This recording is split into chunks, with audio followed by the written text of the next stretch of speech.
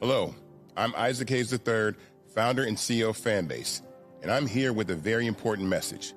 We are at a turning point in the Black community where we must have equity in the apps we use that scale to billions of dollars. But this time, we own the infrastructure, we own the culture, and we shape the future. And Fanbase is the future. Fanbase combines the free functionality of Instagram, TikTok, and YouTube into an all-in-one platform built for the evolution of social media and monetization. With over 1.4 million users, that's real proof that we are shifting the conversation of tech ownership and equity for creators. So right now, I want you to go to startengine.com/fanbase and invest today. The minimum to invest is $399. That gets you 60 shares of stock in Fanbase at $665 a share. This marks a turning point in Black ownership of social media. If we don't take this opportunity to own social media right now, we will always be customers to our own creations. And that can't go on. So once again, go to startengine.com/fanbase and invest today. We must own the platforms where our voices live, our stories matter, and where our culture drives the world. Thank you. Folks, Black Star Network is here. Hold no punches. I'm real revolutionary right now. Black power. Support this man, Black media. He makes sure that our stories are told.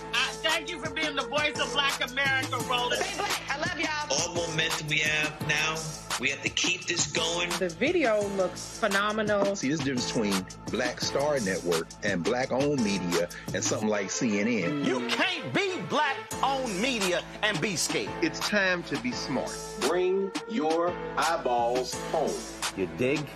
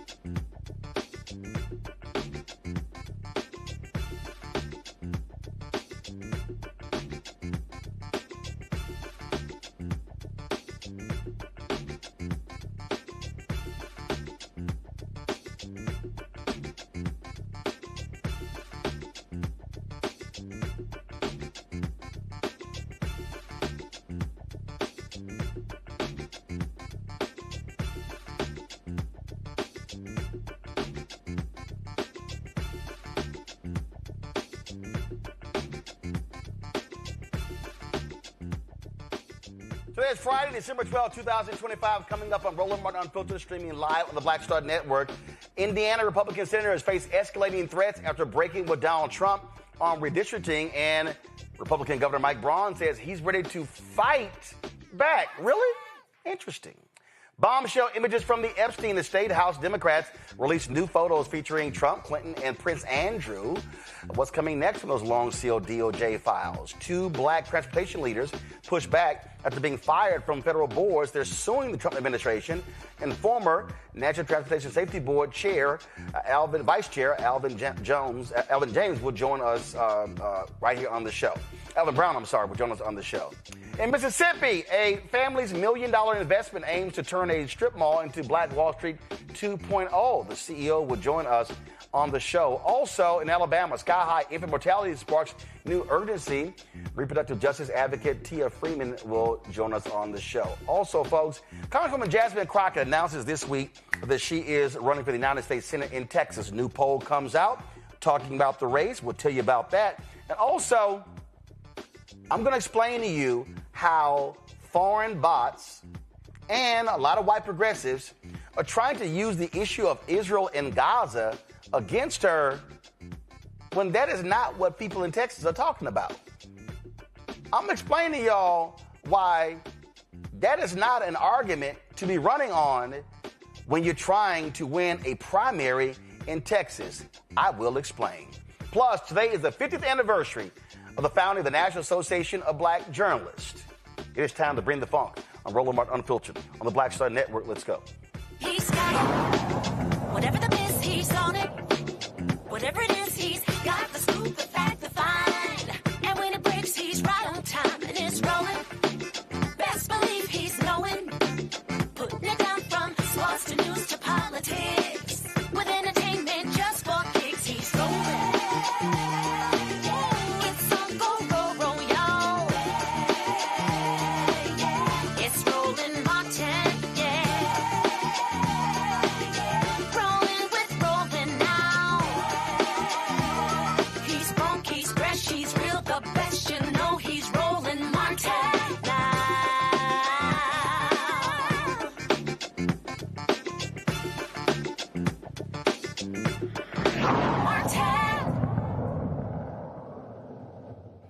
Boy, MAGA, they're pissed off at those Indiana Republicans who voted down the map. Now, the leader of the Indiana Senate said because of their rules, they can't even take up a new map in 2026. So now they got to live with it. It was a 31-19 vote. It leaves in place 7 Republicans, 2 Democrats, as opposed to 9-0. Trump and J.D. Vance personally lobbied for months to push the plan through. Now they are upset. The Heritage Foundation calling this a betrayal as well. These people are mad. They're angry. Trump publicly blamed Indiana's Republican Senate leadership, especially Senate Pro Tem Roderick Bray, who voted no. Watch this.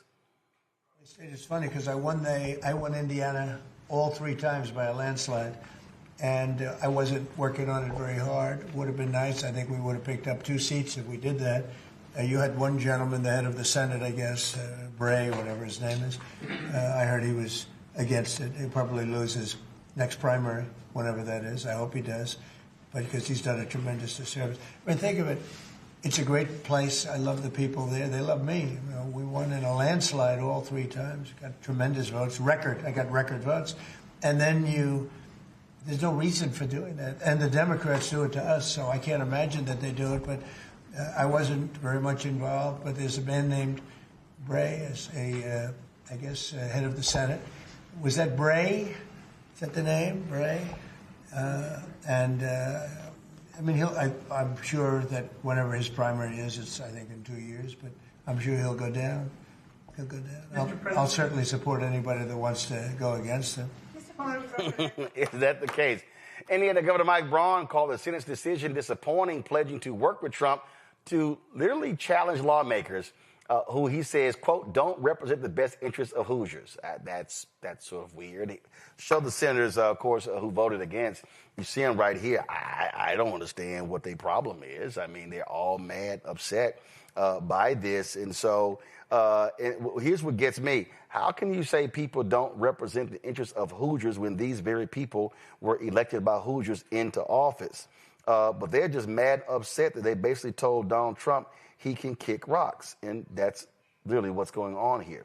And so it's just laughable when you begin to see how these folks are reacting, how angry they are, how upset they are, and how these Republicans are talking. I think it's funny. And what they can't stand the fact that they chose to have their own opinion. They actually chose to stand up and say, we think this is not right. We think this is fair.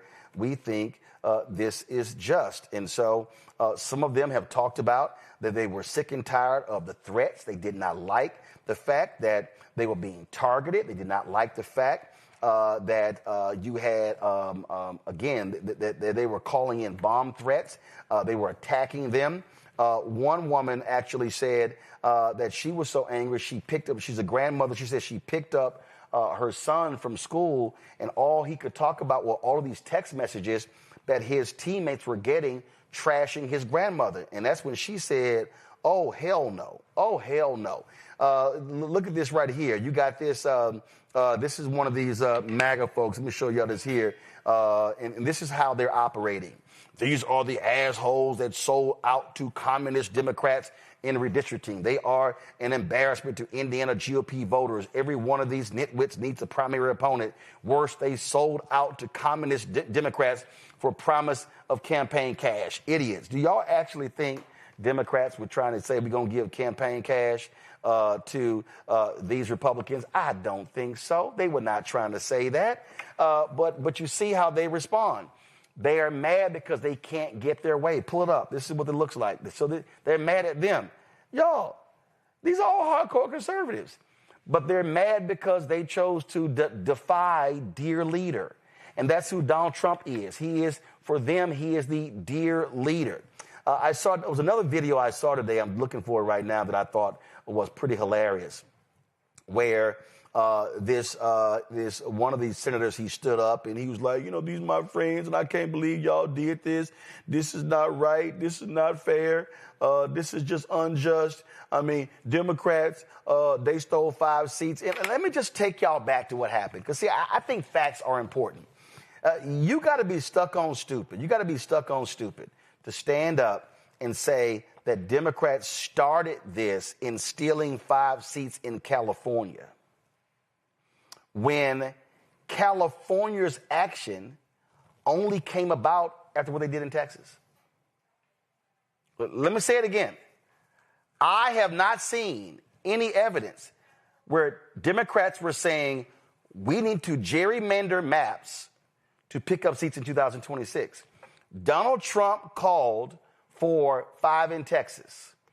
Texas capitulated. That punked Greg Abbott and Dan Patrick. So they gave him 5. Gavin Newsom said, okay, y'all take 5 from us. We're going to take 5 from y'all. California responded. Then all of a sudden, Missouri chose to gerrymander Congressman Emanuel Cleaver's seat. Then Ohio and Florida said, oh, we're going to gerrymander too. And all of a sudden, Maryland and Illinois said, oh, that's how y'all roll? We're going to get in on this as well. And then Virginia as well. So if Texas does not gerrymander 5 seats, the domino doesn't happen. North Carolina, they jumped in as well. So if any Republican says that the Democrats, they started this. No, they didn't. This all started because Trump demanded 5 in Texas. Michael Imhotep, host of the African History Network show out of Detroit, joins me. That Manning, civil rights attorney out of Corpus Christi, joins me. Dr. Zachary Kirk, educator and content creator of Atlanta, joins me as well. Y'all, this is real simple. We're not here, Matt, if Texas doesn't punk out and do what Trump wanted. But now the Republicans are mad because some of their own was like, yo, we just did this map 4 years ago. Hell no, we ain't doing this. Right. And I'm hoping that this is a harbinger for them finally jumping ship. Because, this midstream redistricting has affected me. In fact, the person I have to vote for Congress now is Vicente Gonzalez, who was previously over the valley, right? So if Texas doesn't gerrymander, if they don't capitulate to the Republicans, then I personally am not having to look at different people than I would have the last several elections because of how they redrew the map. The point with this is, though, it's the Republicans' fault. Donald Trump told Texas to do it. Greg Abbott wants to be the heir apparent. He's going to do anything he can to lick Trump's boots. And he says, yes, sir, how much more do you need? Tell me how high to jump. And he does it, and he goes and gets those 5 votes, and then Gavin Newsom follows suit. And you see this obviously trickling across the country. And it's interesting to me that with him being a lame duck, especially with these, soon to be a lame duck, and with these last elections when, they lost in Virginia and in New Jersey and at the points that they did, you would think that Republicans around the country would start jumping ship faster and saying, you know what, we're going to push back against that because it's very soon going to be the truth that it's no longer in our political interest to be tied to Donald Trump. But we see that they are still being ruled by fear, and that's exactly why they're capitulating in the way that they have. And of course, you can always count on Donald Trump lying. And so he was like, oh, no, I really wasn't involved in a lot of this. Watch this. In Indiana, just a few moments ago, the Senate there rejected the congressional maps to redistrict in that state. A number of Republicans voted against that redistricting effort. You have spent a lot of time talking about this. The vice president traveled to Indiana. What's your reaction? Well, we won every other state. That's the only state. It's funny because I won Indiana all 3 times by a landslide. And I wasn't working on it very hard. Would have been nice. I think we would have picked up 2 seats if we did that. You had one gentleman, the head of the Senate, I guess, Bray, whatever his name is. I heard he was against it. He'll probably lose his next primary, whenever that is. I hope he does, but because he's done a tremendous disservice. I mean, think of it. It's a great place. I love the people there. They love me. We won in a landslide all 3 times. Got tremendous votes. I got record votes. And then there's no reason for doing that. And the Democrats do it to us, so I can't imagine that they do it. But I wasn't very much involved. But Michael, he lying. He called Indiana folks to the White House. J.D. Vance went down. Mike Johnson, his son. Oh, they worked real hard on this. This is what you say when you lose. Right. And I'm glad this blew up in Donald Trump's face. He's a born liar, a straight-faced bullshitter, just like J.D. Vance, just like MAGA Mike Johnson. And you have Republicans sensing, 1, Donald Trump is losing power. 2, they realize he's not going to be there forever. 3, you've already had at least 42 Republicans in the House of Representatives who announced that they are retiring or not going to run again, things of this nature, right? So they see him weakening. Then you see these 21 Republicans in the state legislature in Indiana voting against redistricting.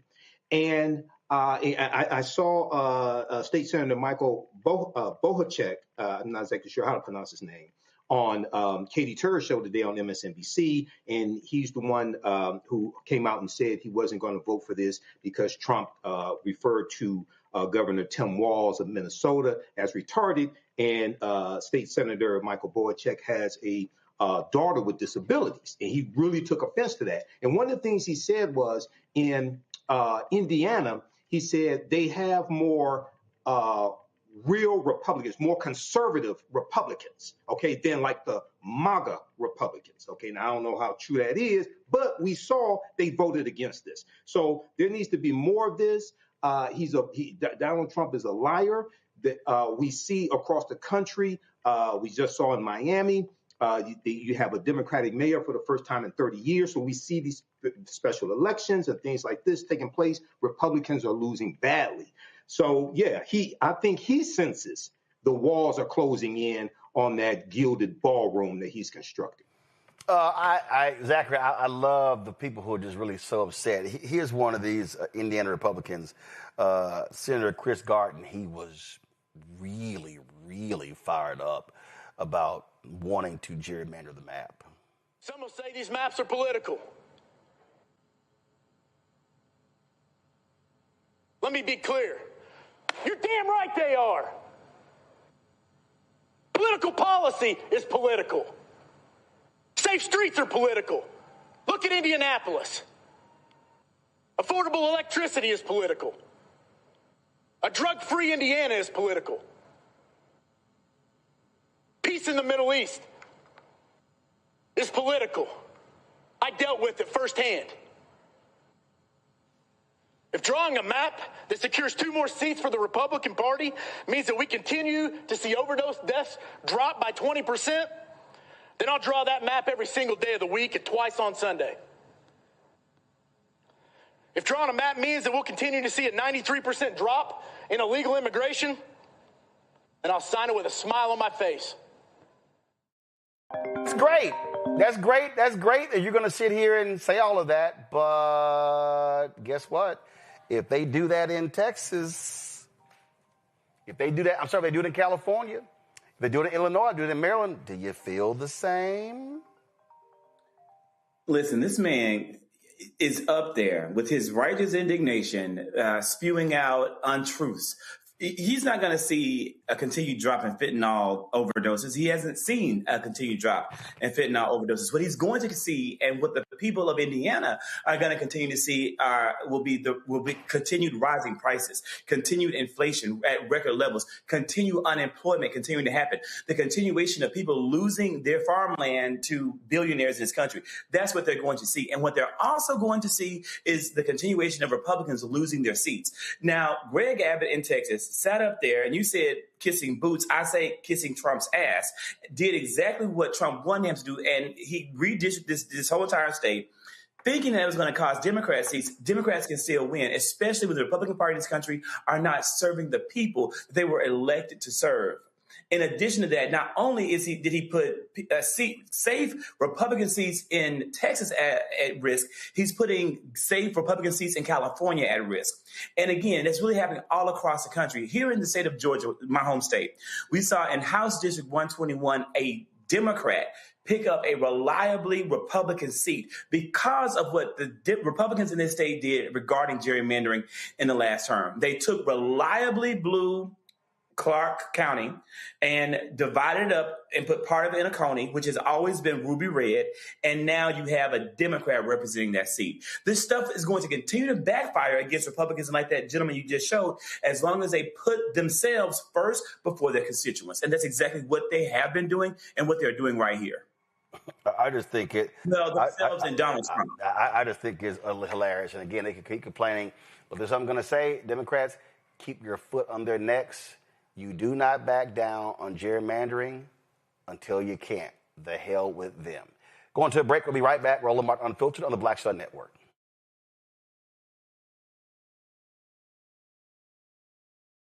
Right now, you have people get up in the morning, and the only thing they can think about is how many people they can hurt, and they got the power. That's the time for mourning. For better or worse, what makes America special, it's that legal system that's supposed to protect minorities from the tyranny of the majority. We are at a point of a moral emergency. We must raise a voice of outrage. We must raise a voice of compassion. And we must raise a voice of unity. We are not in a crisis of party versus party. We are in a crisis of civilization, a human rights crisis, and a crisis of democracy itself. And guess what? You've been chosen to make sure that those that would destroy, those that would hate, don't have the final say, and they don't ultimately win. Next on the Black Table with me, Greg Carr. America is being reshaped in real time by a group of 6 people, unelected and without any checks and balances. By the end of the current Supreme Court session, education, the workplace, who gets to elect our leaders, and so much more could radically change. This week, we reconvene our legal roundtable and look at what the new America may look like and how we should respond. That's next on the Black Table, right here on the Black Star Network. It's your boy Earthquake, giving Roland Martin something to do, because he don't know what to do. He's from Texas. Ain't his fault.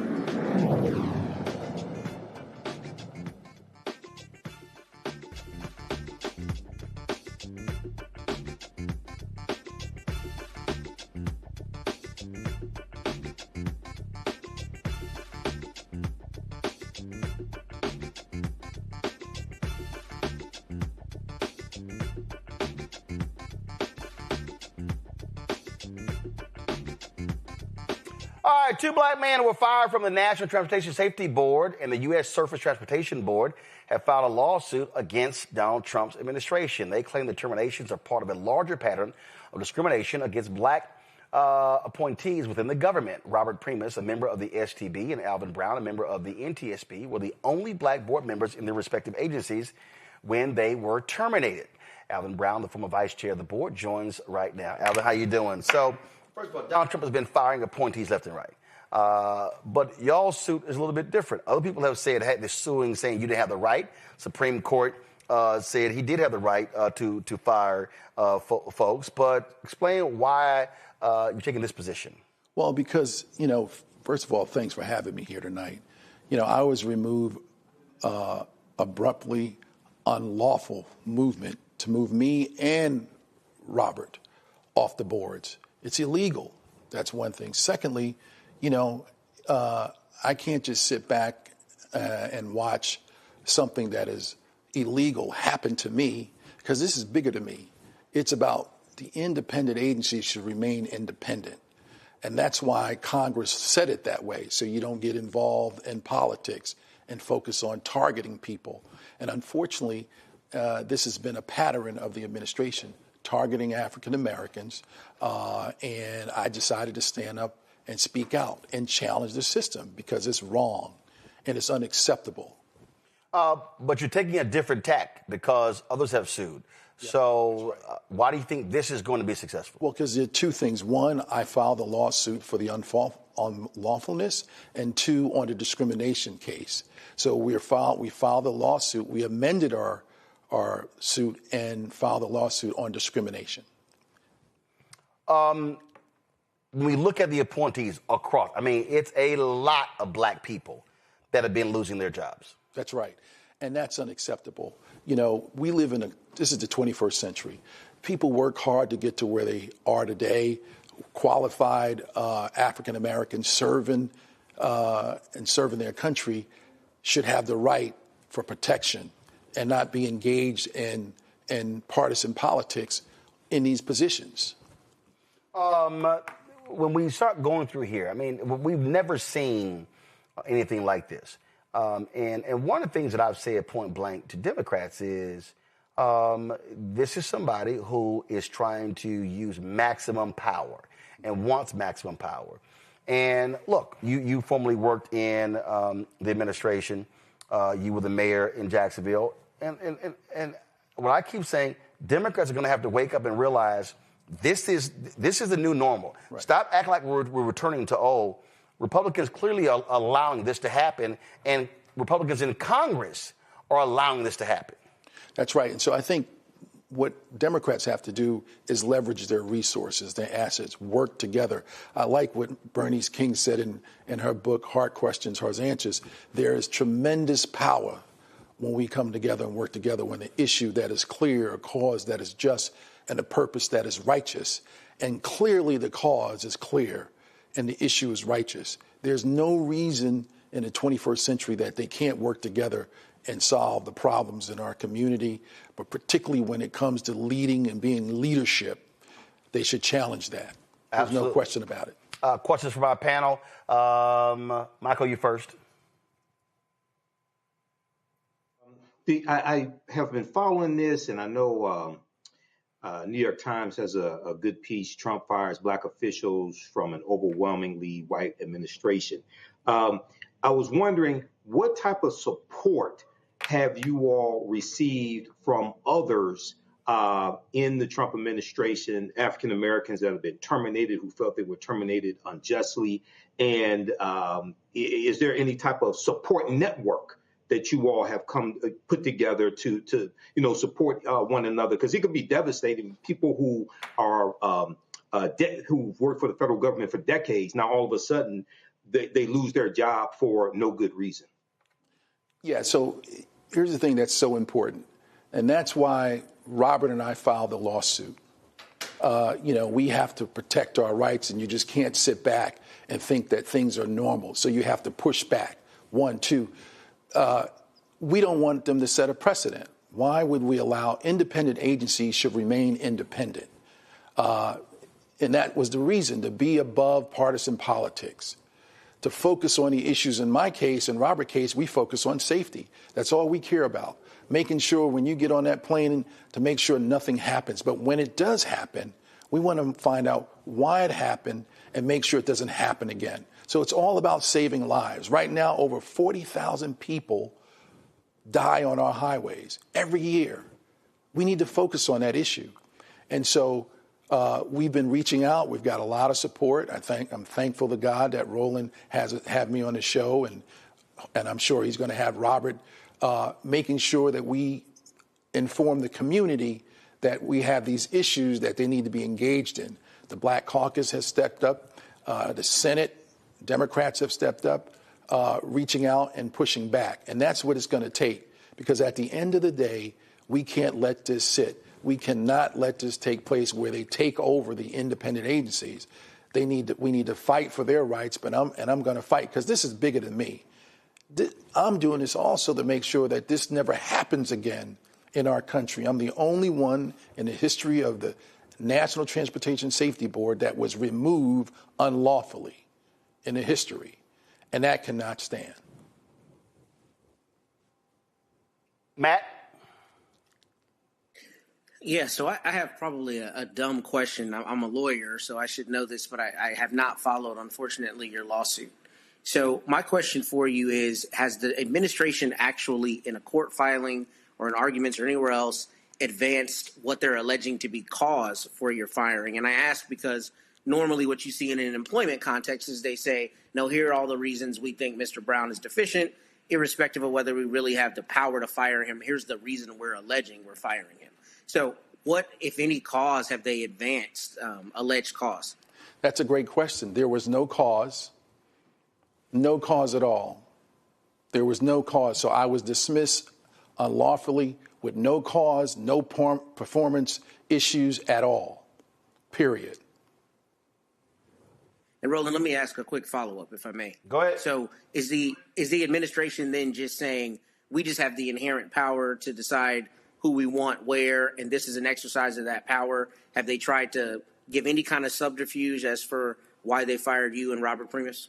No, but you know, they're saying, they haven't said that in our case, but what they're trying to do is get the Supreme Court to empower them to be able to fire anybody at any time at any will. He said that he's no longer there. Zachary.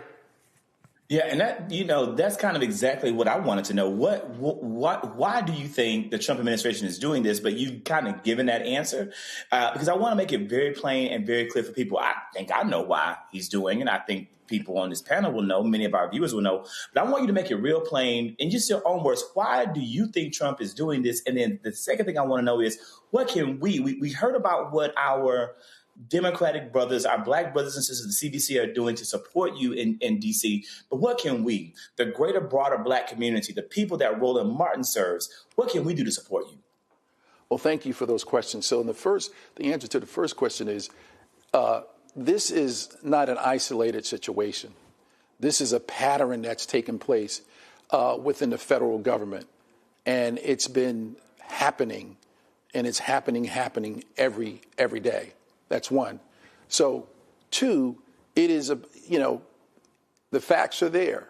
In a broader sense, race played a role in my dismissal. The facts are there, and that's the bottom line. My race played a role in for them to dismiss me. And the facts are there. There's so many blacks who serve on boards and commissions who were removed from their positions. And it's factual, and that's what it is. Now, what you can do and the Black community can do, basically speak up, speak out. We need to challenge this all over the country. This shouldn't sit, because this is bigger than me and Robert. It's about our kids and our grandkids. We stand on so many shoulders. Many people died and paid the price so I can sit in that seat. And I refuse to walk away. Now, I know some of my brothers and sisters are afraid to file a lawsuit, afraid of retaliation. That happened even back in the day. So we decided to step out and push back. We have a right to do it, and we're doing it. So we need all of us working together to get the word out and send a message to Washington, send a message to the White House that we will not tolerate this in the 21st century. All right, then. Alvin Brown, man, I appreciate it. Thank you, Let us sir. know what happens. I will. All right, thanks a bunch. Folks, we come back. We're going to talk Congresswoman Jasmine Crockett. She's talking about banning no-knock warrants. We'll show you what she said today outside of Capitol Hill. Also, we'll talk about her U.S. Senate race and why I think black folk should not fall for the okie doke in trying to make Israel an issue in her Senate race. You're watching Roland Martin Unfiltered on the Black Star Network. Don't forget to support the work that we do. Join our Bring the Funk fan club. You want to contribute via Cash App, use the Stripe QR code. You see it right here, bottom left-hand corner. PayPal is R Martin Unfiltered. Venmo is RM Unfiltered. Zelle, Roland at RolandSMartin.com. Roland at RolandMartinUnfiltered.com. Check some money order. Make it payable to Roland Martin Unfiltered. P.O. Box 57196, Washington, D.C. 2003 7-0196. Back in a moment. This week on The Other Side of Change. Book bans, anti-intellectualism, and Trump's continued war on wisdom. This is a coordinated backlash to progress. At the end of the day, conservatives realized that they couldn't win a debate on facts. They started using our language against us, right? Remember when we were all woke and the woke movement and all that kind of stuff? Now everything is anti-woke, right? When we were talking about including diversity, equity, inclusion, and higher education, now it's anti-DEI. All this are efforts to suppress the truth because truth empowers people. You're watching The Other Side of Change only on the Black Star Network. Said the quiet part out loud. Black votes are a threat. So they erased them. After the Supreme Court gutted the Voting Rights Act in 2013, Republican legislatures moved fast. New voter ID laws, polling place shutdowns, purges of black voters from the rolls. Trump's Justice Department didn't stop it. They joined in. In 2018, his DOJ backed Ohio's voter purge system, a scheme that disproportionately erased black voters. Their goal, erase black votes and political power. Yeah, that happened. These are the kinds of stories that we cover every day on Roland Martin Unfiltered. Subscribe on YouTube and download the Black Star Network app. Support fact-based independent journalism that centers African Americans and the issues that matter to our community.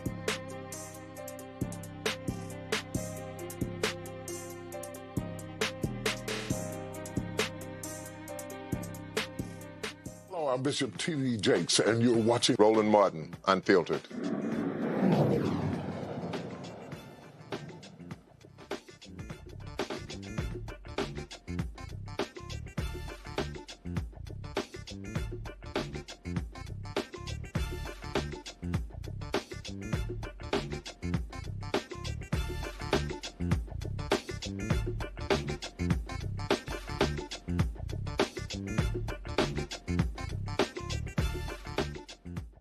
All right, Democrats in Congress are reigniting the fight to ban no-knock warrants nationwide with the Justice for Breonna Taylor Act, and Democratic leaders are calling for action. Among those speaking today, Congresswoman Jasmine Crockett and Kentucky Congressman Morgan McGarvey. Here's what Congresswoman Crockett had to say.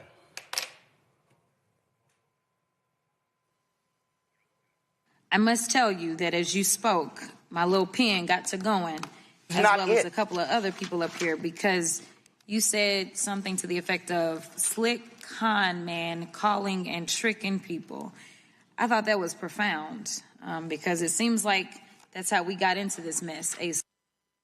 All right, folks, mistake there. That is not the video of Congresswoman Jasmine Crockett speaking about the no-knock warrants. Let me go ahead and get to that right now.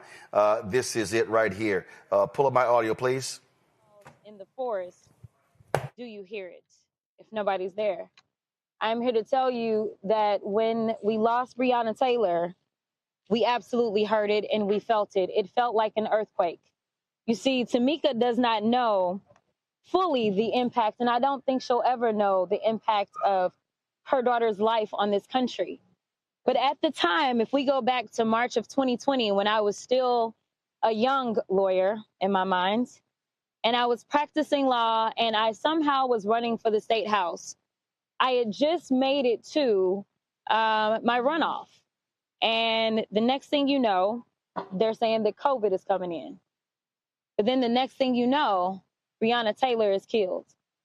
Breonna Taylor then is killed and people started hitting the streets. So I did what I've always done in my civil rights role is I hit the streets as well. I wanted to make sure that protesters' rights were not going to be violated. And so as we walked through the streets and we said her name, because there were a lot of people that would not say her name and did not want to look out for getting any kind of justice for her, that is what I was doing, is I was in the streets. And here it was, we go through, we're fighting in the streets. That was March of 2020. By May of 2020, we had another person that had been killed at the hands of law enforcement by the name of George Floyd. You see, that was a summer of action for so many, but the question was, would that action continue? Would we turn this moment into a movement, or would we let everything die with their precious souls? The answer for me was no. So interestingly enough, I finished out my race and I actually won, and I ended up in the Texas State House. There's a bill that I filed as soon as I got there. It was called Breonna's Law. Now, y'all know this is down in Texas. So y'all know things are a little interesting in Texas.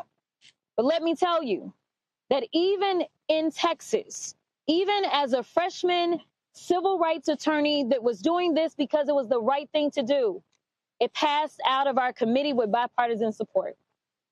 Unfortunately, they never put it on the floor for a vote, but it would have passed because we have the support of law enforcement. We have the support of activist organizations. This is about what good legislation looks like. And that's what it is. This is about saving lives. Let me tell you something. When a no-knock warrant is actually executed, I don't know how many of y'all really understand how this works. As somebody who's also done criminal defense, a knock warrant ain't nothing. All it is police. That's all it is. That's it. But imagine being in a state like Texas where they say, you know what, everybody can have guns, and frankly, everybody does. And then you're saying that somebody just comes in your home. We have people that are currently sitting on death row because they have shot when somebody came in their home. Listen, this is smart legislation. This is why it's bipartisan. This is why it's bicameral. And all we're asking people to do is get behind it. It is time for us to set aside our differences and do what we all say we want to do, which is to make sure that we are all going to be safe, whether we are on the streets or in our homes. This legislation will prevent others from losing their lives unnecessarily. Breonna should be here.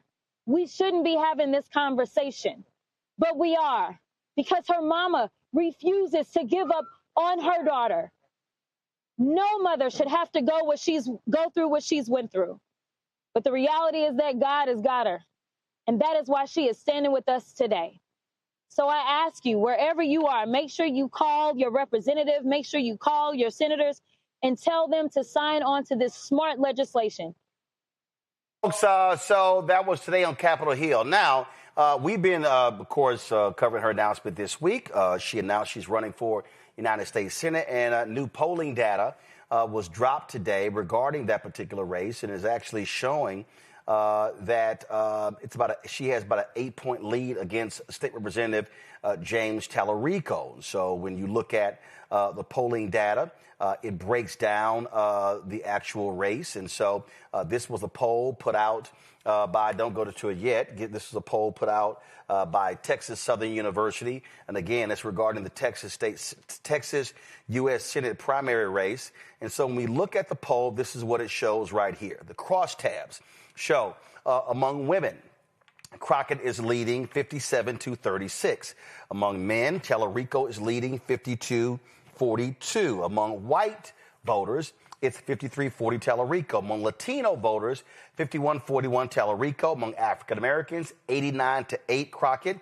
Among voters 18-34, this is probably surprising a lot of people, Tallarico's leading 63-34. Voters 35-44, 51-42. This is where Crockett is winning. 55-plus voters, the people who vote the most in primaries and elections, she's leading by 25 points, 59-44. Four-year college degree, Crockett's up 48-45. No four-year college degree, Crockett's up 12, 53-41. Among Democratic voters, Crockett's up 53-42.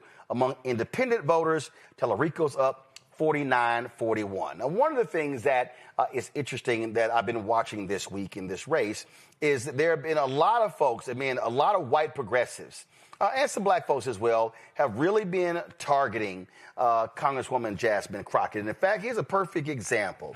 This person, Matt Stoller, okay? And so he and others have been posting. This is what he says. I really dislike Crockett's propensity to engage in dishonesty and gaslighting when asked about her views.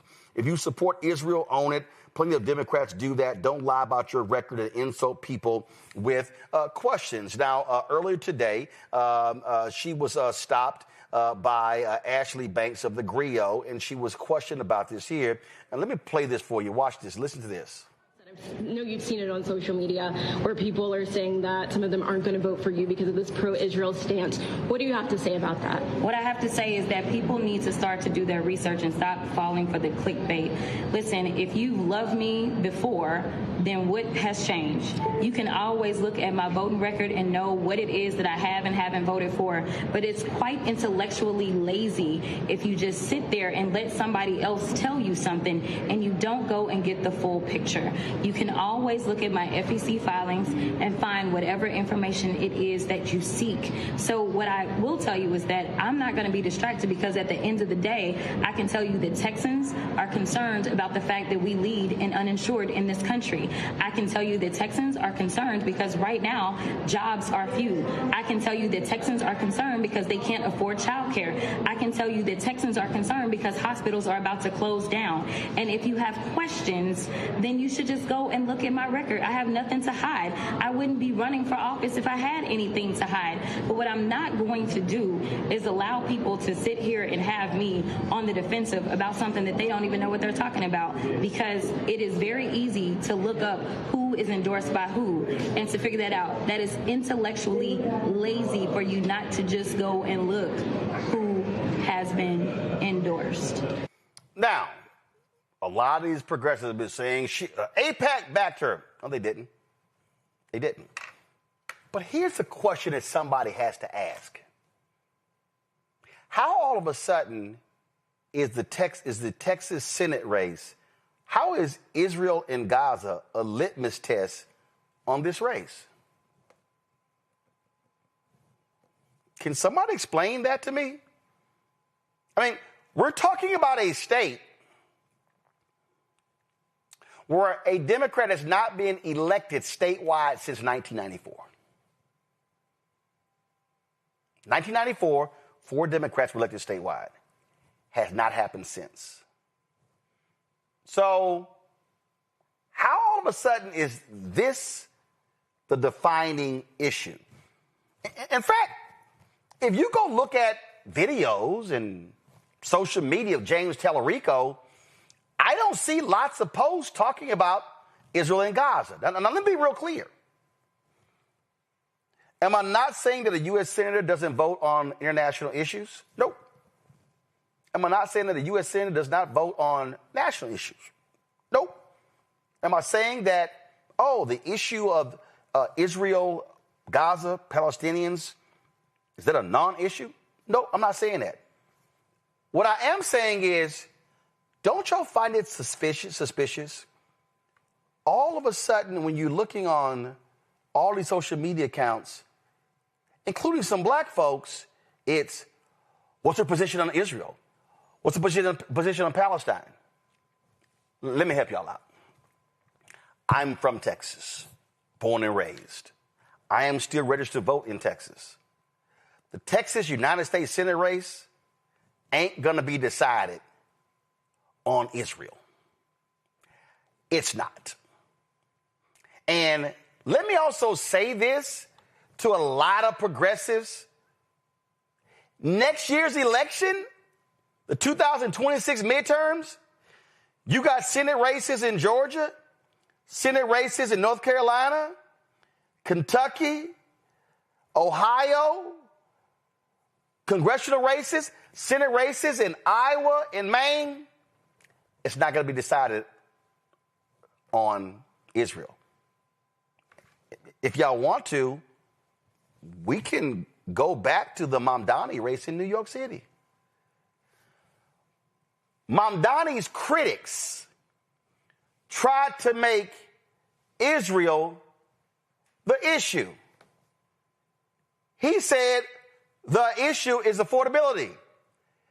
Anybody who studied any of his campaign ads, I don't recall him making the issue as mayor of New York City Israel. In fact, I do recall there was a debate, and they asked all these candidates, what are you going to do? What's going to be the first place you visit? You know what they said? Israel. And they got to him, he said, New York City. But I want y'all to see what's going on. See, I just refreshed on Twitter, and I need y'all to understand what Elon Musk is doing. Elon Musk is purposely driving the algorithm. Go to my iPad. I just refreshed it. This Blakely, it's the entitlement for me. She rolled her eyes that voters dare ask her a question. First of all, let's see here. Blakely. Let's see here. I'm sorry. I am Blakely. She's from Brooklyn, New York. She ain't no Texas voter. And then she said she rolls her eyes that voters didn't ask her a question. Ashley Banks of the Griot asked her a question. But I just want y'all to understand what's going on here. And I need y'all. Okay, hold up. I just scrolled. No, go back. I scrolled to the next one. Look at this here. Under examine is how large sections of the black intelligentsia, particularly those produced through congressional leadership pipelines, elite academia, philanthropic NGOs, and legacy black bourgeois institutions like Jack and Jill are structurally aligned with Zionism. Oh, boy, that's a whole lot right there. Let's see, who is this? He's got Free Palestine, Congo is bleeding, Free Haiti, and all of this here. Okay, I got it. But I'm looking on here. You know what I don't see? I don't see a single tweet on here where he's criticizing Texas Senator John Cornyn, who stands firmly behind Trump. I want y'all to understand the play here. So here's what the play. So what you're seeing are these constant and direct attacks from so-called progressives, because a lot of people are bots. Like earlier this week, there was some dude from New Zealand who was trashing Crockett. And I was like, your ass ain't even American. I said, what do you know about the Texas Senate race? But see, what they're trying to do, and I need y'all to see what's going on. They're trying to target Crockett the way they did Vice President Kamala Harris. You need to understand what's going. And the smart play, black folk, do not fall for the banana in the tailpipe. I am not saying that the Palestinians having a right to live and breathe is not an issue. But you cannot tell me that the defining issue in the Texas Senate race is Israel. It's not. Michael. Yeah, Roland, that was a master class in which you broke down, and I was making some of the same points. Driving the algorithm, just like they did during the 2024 election on TikTok, which is one of the reasons why I got the hell off of TikTok. Driving the algorithm, pushing Palestine, pushing the war between Israel and Palestine, and we see the effect of that. We see how you had all this opposition to the Biden-Harris administration, right?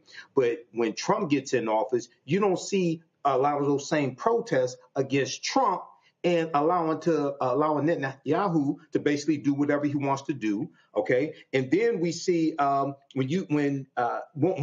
one piece of advice I would give Jasmine Crockett, and I really hope she does win, is the facts, dispelling all these lies and things like that, put that on your campaign website.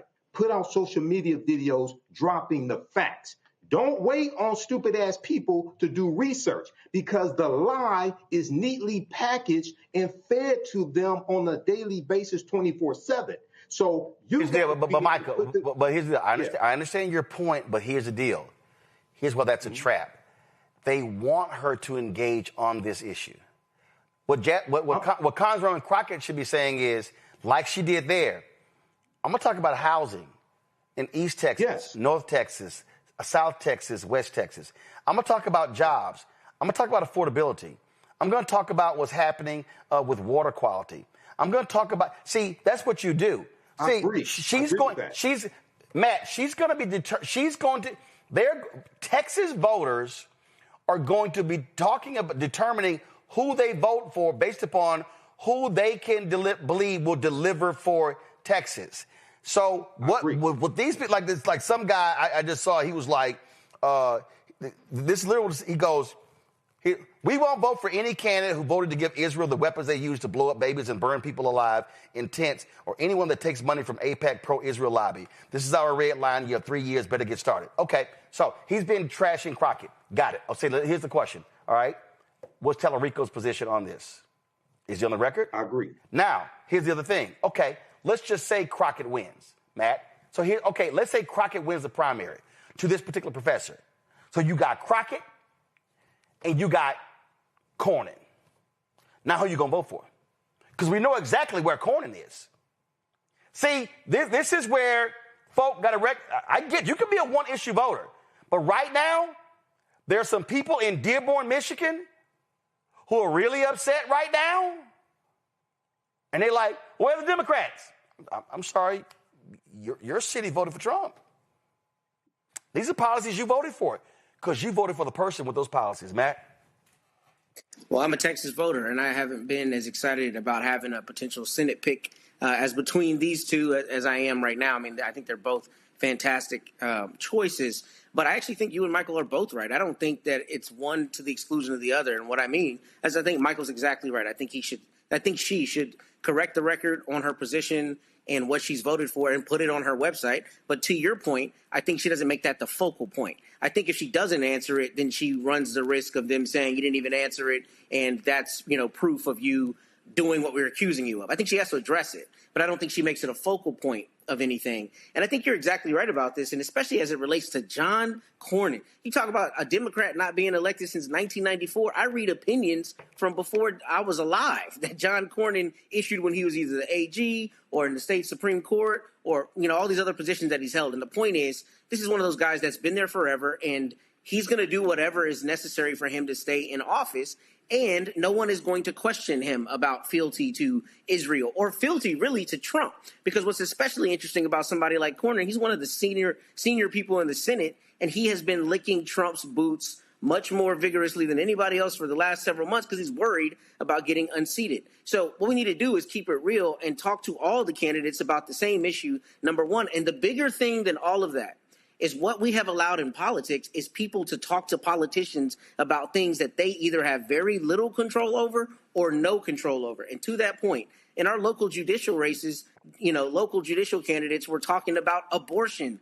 Why? You call balls and strikes on the criminal cases that come in front of you in the district court. Who cares what your opinion is on abortion? We as voters have allowed those things to co-opt the actual bread and butter issues that these politicians can respectively deal with. And that is a bigger issue. That's an issue of poor education and a lack of understanding how things work. So we can't allow this race to be co-opted by something where she has a small, control over, and that should not control the whole race, because she should be talking about affordability for the 33 million Texans who deal with all the issues that we deal with because of Governor Abbott and his cronies in my hometown there in Austin.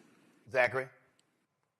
Look, I'm going to tell you flat out, going back to, Michael, that's why we need you on TikTok, right? Like, I'm a content creator, of course, as well as an educator. And a huge focal point of what I do is combat misinformation and disinformation. And I have never seen any state-based race, any Senate race, any House of Representatives race have the level of misinformation that is organized as I'm seeing around Representative Crockett. And, so that's our job. Like that, yes, definitely put it on the website, put it out there. But it's our job as people who care about democracy, who are doing the work, fighting for the culture, fighting for the people, to educate and inform the people. And that's what I do on social media every single day. And I want to also say, when it comes to these people, Roland, when you put up you call them white progressives, white far leftist, white far leftists and their black friends, okay, and their black friends, they are out there on social media with an organized attack campaign against Jasmine Crockett, paid for by God knows who. I bet you can boomerang that back to Republican conservative money that wants to see her quickly fall in this race. And what you will not see, though, is the same level of scrutiny of Tallarico.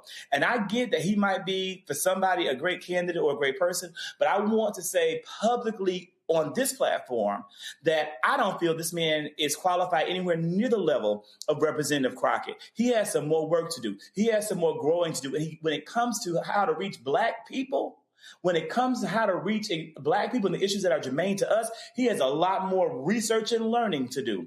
And when you talk about the issue of AIPAC, or you talk about the issue of Israel, or you talk about that, and where Jasmine has voted, don't you dare not talk about where Tallarico has voted. Don't dare forget the fact that during the third special session of the 88th Texas legislature in October of 2023, this man voted with everybody else to support and affirm Israel. That happened. He's on record having done it. It's right there. In addition to that, please don't forget this man's number one donor in 2024 being Donald Trump's best friend and your Texas homegirl, Roland, your Texas homegirl, Marion Edelson, being his number one donor. That to me tells me where this man's loyalties lie, not about Israel, but about the people who are funding him and maybe why they're funding him. That needs to be a part of the conversation too. I'm sorry. So I just want to bring it up. I just want to show folks this here before I go to a break and go to my next guest, and that is here. So this is what it says. Black women are supporting Crockett per this poll, 92-6. Black men, 84-12. Latino women are supporting Crockett, 49-41. White women are supporting Tallarico, 46-45. Latino men are supporting Tallarico, 61-33. White men are supporting Tallarico, 62-32. Now, why am I showing y'all that? Because if you look at the polling, it shows that white voters are preferring Tallarico over Crockett. Latino voters, 51-41. But if you look at the polling, Latinas are supporting Crockett +8 over Tallarico. He has, though, a 28-point lead among Latino men. His lead among white men is 30 points. And so they almost tied when it comes to white women. That's critically important. Let me go right here as well. Right here. Favorable, unfavorable. Favorable, 85. Crockett, unfavorable, 77. Unfavorable, 9-2. Now, when you start going down here, let's see here. A proportion of black, Latino, and white voters who don't know enough about Tallarico. Black, 47, Latino, 15, white, 14. Now, when you go right here, this is the one that you have to pay attention to. Proportion of likely Democratic primary voters who believe the candidate will be most successful in mobilizing Democratic-leaning non-voting Texans to turn out to vote for them in 26. Look at the numbers. 53% believe it's Crockett. 34% believe Tallarico. 13% unsure. Now, when you go proportion of likely Democratic primary voters who believe the candidate would be the most successful in convincing Texans who regularly vote Republican to cross over and vote for them, Tallarico 58, Crockett 29. Here's the whole deal. Let me break this down. That means that what Crockett is saying, you're going to need people who do not vote to turn out to beat Republicans. She's saying the likelihood of Republicans crossing over to vote for a Democrat ain't high. So I want to show y'all that so you can understand exactly what the poll breaks down. All right, going to go to a break. We're going to be right back. Lots to unpack in our second hour of Roland Martin Unfiltered on the Black Star Network. Back in a moment. This week on the other side of change. Book bans, anti-intellectualism, and Trump's continued war on wisdom. This is a coordinated backlash to progress. At the end of the day, conservatives realized that they couldn't win a debate on facts. They started using our language against us, right? Remember when we were all woke and the woke movement and all that kind of stuff? Now everything is anti-woke, right? When we were talking about including diversity, equity, inclusion, higher education, now it's anti-DEI. All this are efforts to suppress the truth because truth empowers people. You're watching The Other Side of Change only on the Black Star Network.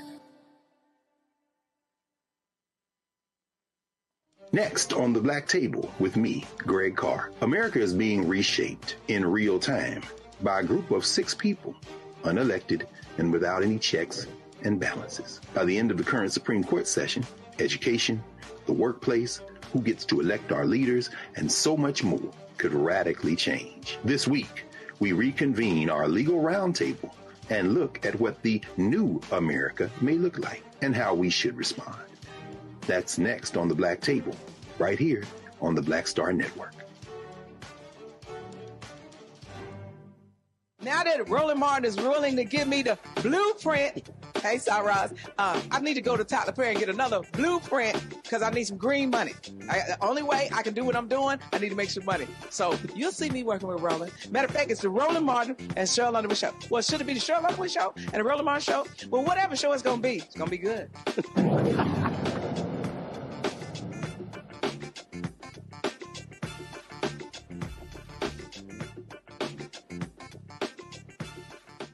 Folks, in Mississippi, a 20-unit strip mall is being reimagined as a launch pad for Black entrepreneurship and community empowerment. The family behind the deal plans to fill the plaza with Black-owned businesses, financial education, and resources designed to close the wealth gap and keep dollars circulating in the community. It's a blueprint, they say, for rebuilding Black Wall Street in Mississippi. Joining us right now to talk about this is Tony Reimonenq Jr. and founder and CEO of LinkedUp Economic Empowerment Center. How you doing? Hey, I'm doing well, Roland. How are you? First of all, did I pronounce the name right? What's the last name? It's Reimonenq. Reimonenq. Okay, cool. Yeah. They're supposed to put it in phonetic spelling in the script. They didn't do it, so it's Reimonenq. Got it. And you're joined with? This is my wife. Tell them who you are. I'm Liz Reimonenq. How are you? Doing great. Glad to have both of y'all here. So first of all, where's this plaza located? We're at 4906 Old Highway 11 in Hattiesburg, Mississippi. Okay. In the Oak Grove community. All right, so it's in Hattiesburg. So for folks who don't know, Black population there, and give us a sense of the type of businesses that are there. We have a clinic there, a medical clinic. It's an amalgam of things. We have a trophy shop. We have a barber shop. Also, we have a hair salon. We have home care business, a construction office. We have a school, actually a Mississippi aesthetic school, the only Black-owned accredited school in the state of Mississippi is there. So we're real proud of that. Nail salons there. We have insurance office, real estate office, tax preparers. Mental health therapists. We have a U-Haul place that just moved in. Mm-hmm. So there's a variety of different types of businesses that are there. We have a boutique there, a gym.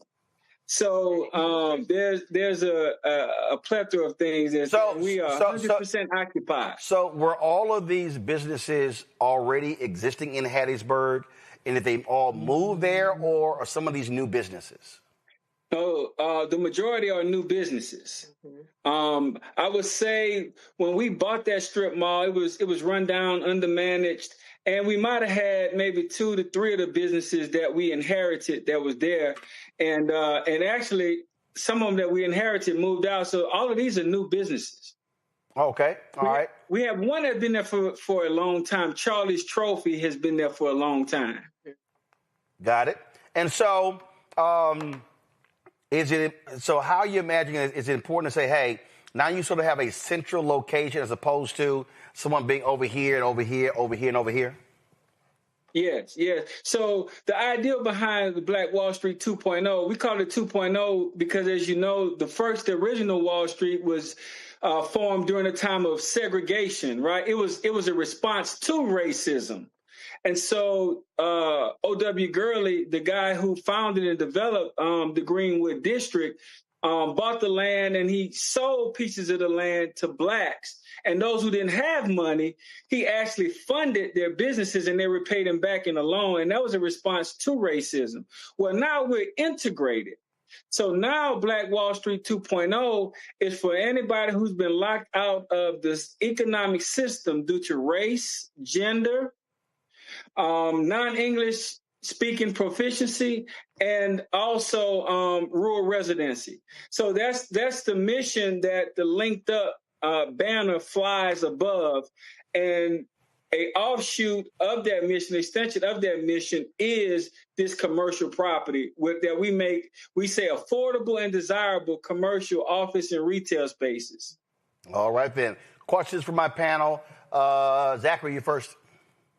Shout out to my family from Mississippi and friends. So thankful and grateful for what you're doing and how you are moving work forward. What I want to know is what has been the biggest challenge that you guys have faced in the work that you're currently doing?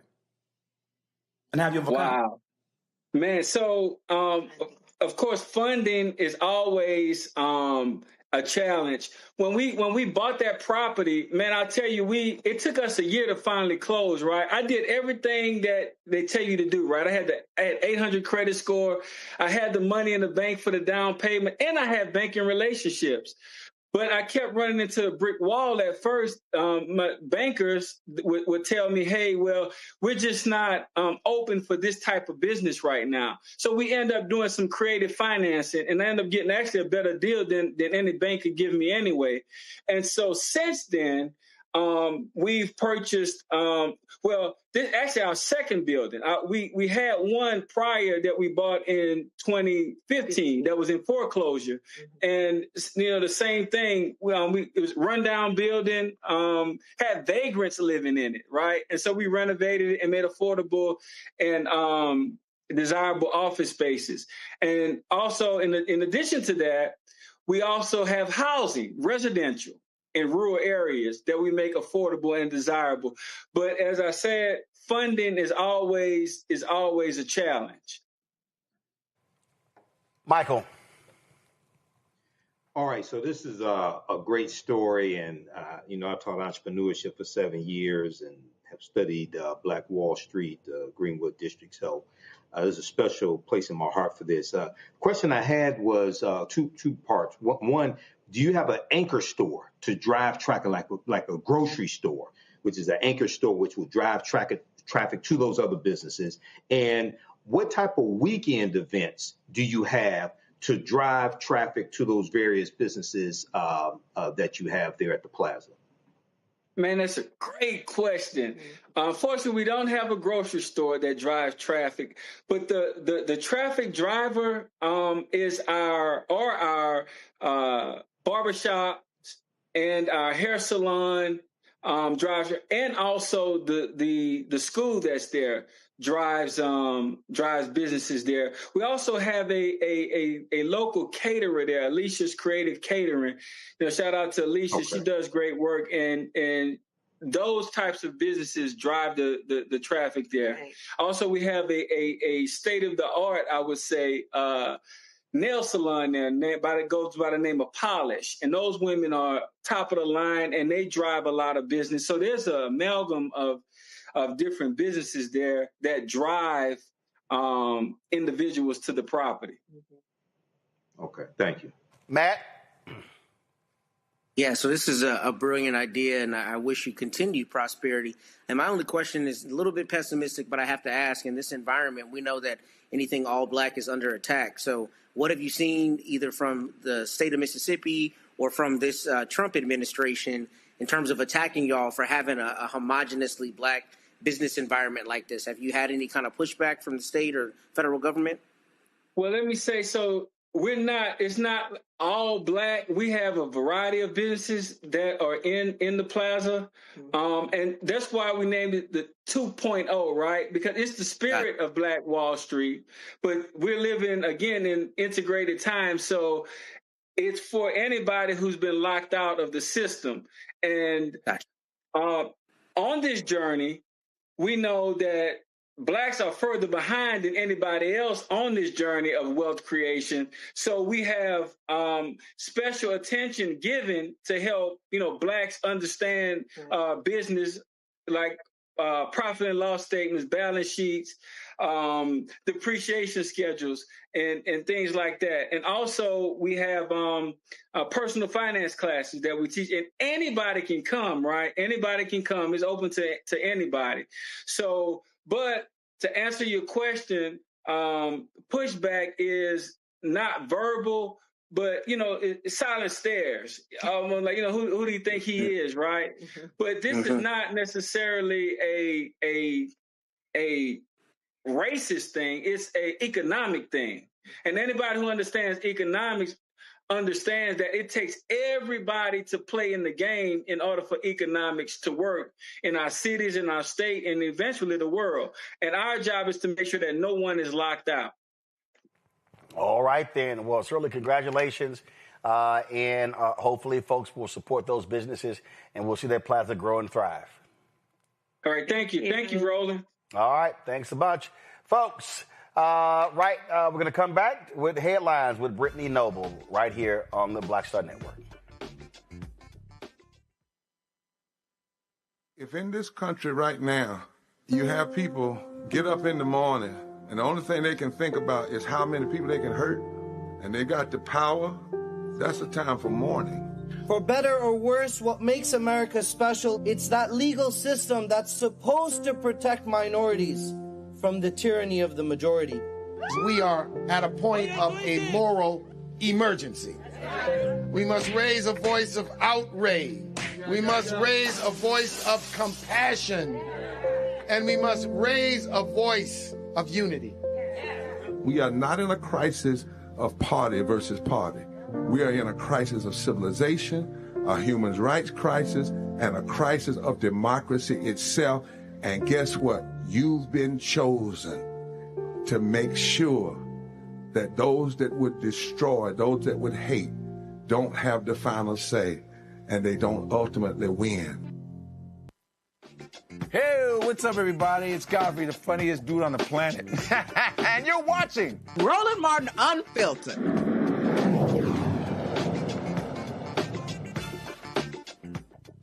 Folks, time for our Black Star Network headlines with Brittany Noble.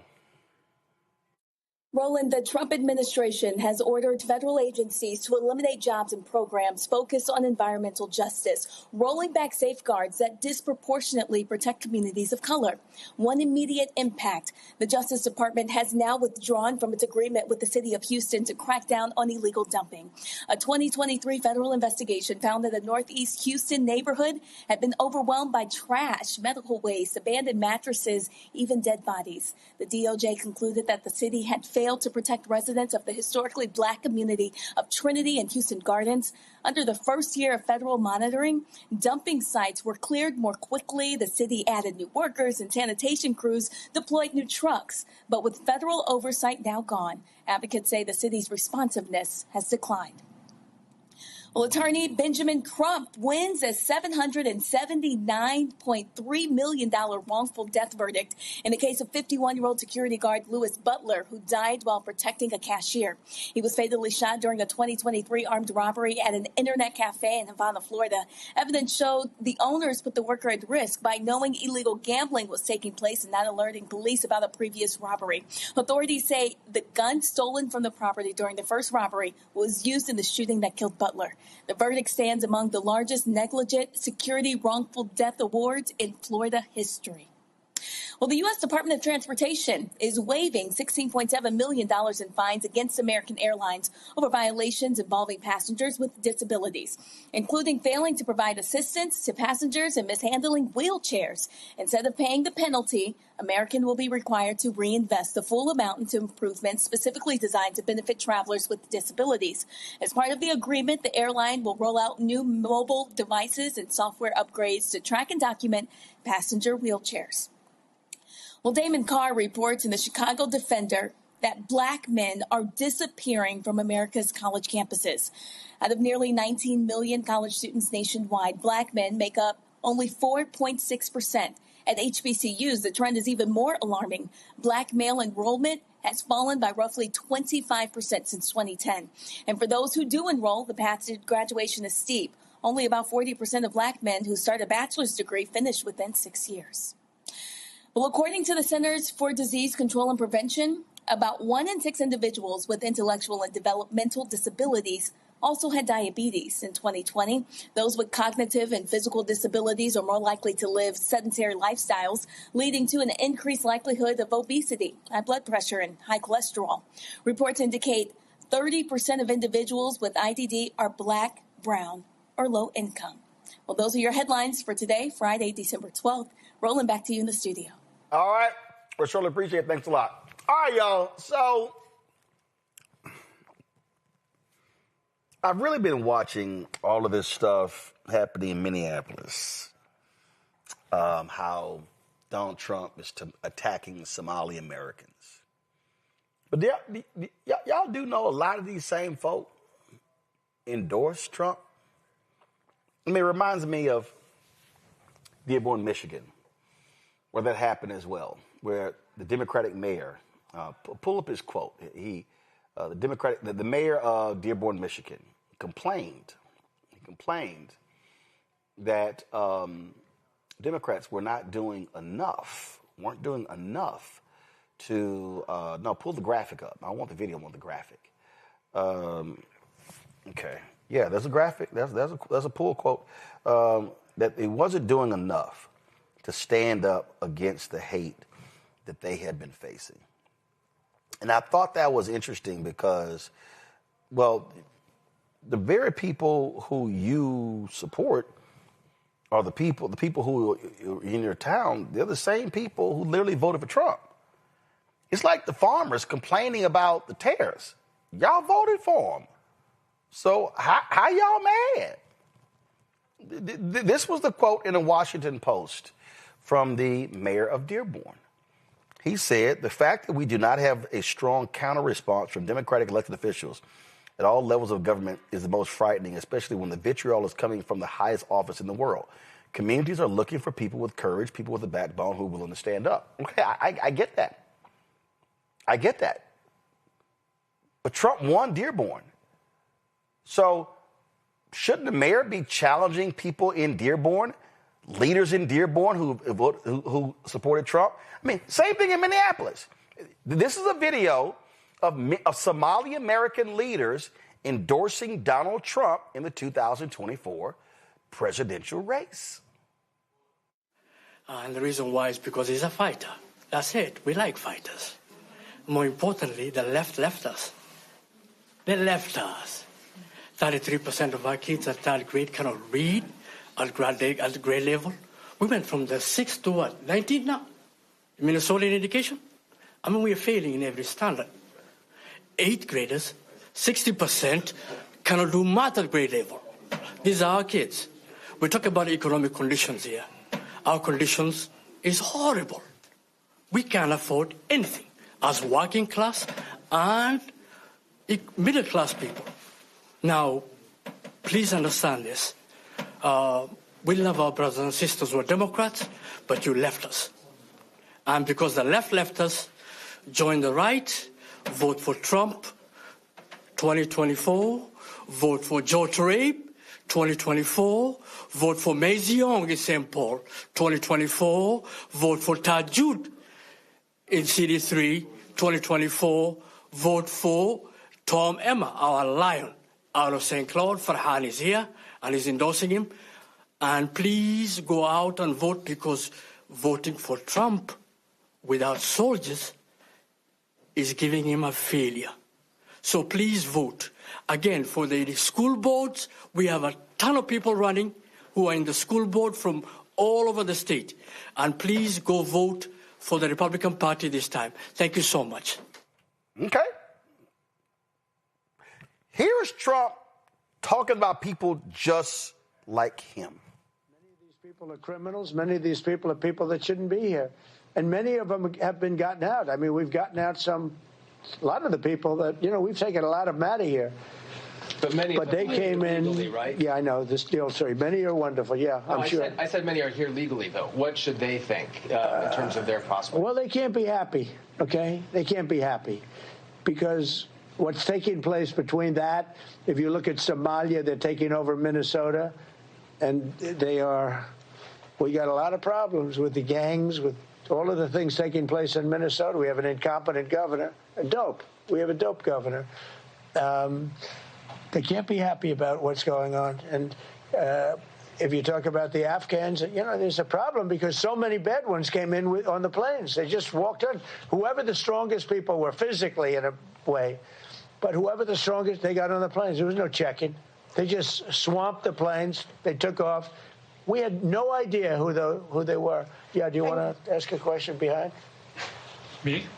Hi, sir. Happy Sure. Thanksgiving. Hi. What do the Somalians have to do with this Afghan guy who shot the national? Nothing, but Somalians have caused a lot of trouble. They're ripping us off for a lot of money. There's a tremendous amount of money going back to Somalia. What the hell are we paying money to Somalia for?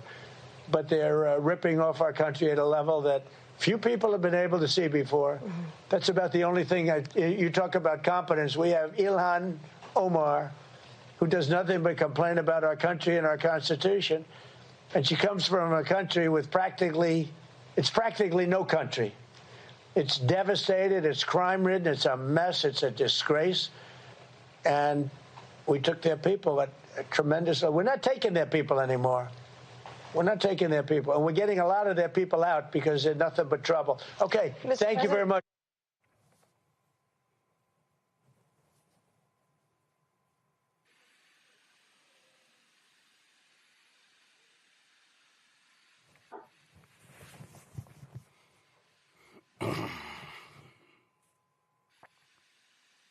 I wonder what that Somalian is saying right now. You got Muslims in Dearborn. Oh, they're complaining hard because MAGA's there protesting them. You got Latinos crying. Oh, my God, I voted for Trump. I can't believe they've deported my husband, my wife, my mom, my dad. He told you he was going to do this. The man called your countries shithole countries last time he was there. Oh, I get it. See, some of y'all, immigrants of color, y'all thought y'all were special. Y'all thought y'all were different. Y'all were like, oh, no, he not talking to me. He talking about them. No. He didn't. If that clip I just played, he went, yeah, some of y'all said there's some good ones, whatever. He just dismissed y'all. And he called your country shithole countries. And I heard there was some African immigrants who was like, well, he right, he not lying. Now he's sending y'all asses back. He don't want y'all. If you are an African immigrant, a Jamaican immigrant, a Bermudan, Caribbean, if you from it, Trump don't want your ass here. MAGA don't want y'all here. Winsome Sears, black woman who ran for governor of Virginia, Jamaican immigrant, did Trump endorse her ass? Because this is what he thinks about all of y'all black immigrants. And some of y'all got issues with African Americans. Y'all in the same boat as us as it relates to these white folk. This is Trump just 48 hours ago. Announced a permanent pause on third world migration, including from hellholes like Afghanistan, Haiti, Somalia, and many other countries.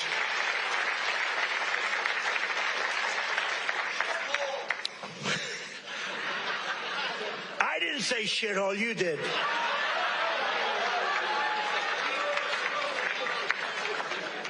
Remember I said that to the senators, they came in, the Democrats. They wanted to be bipartisan.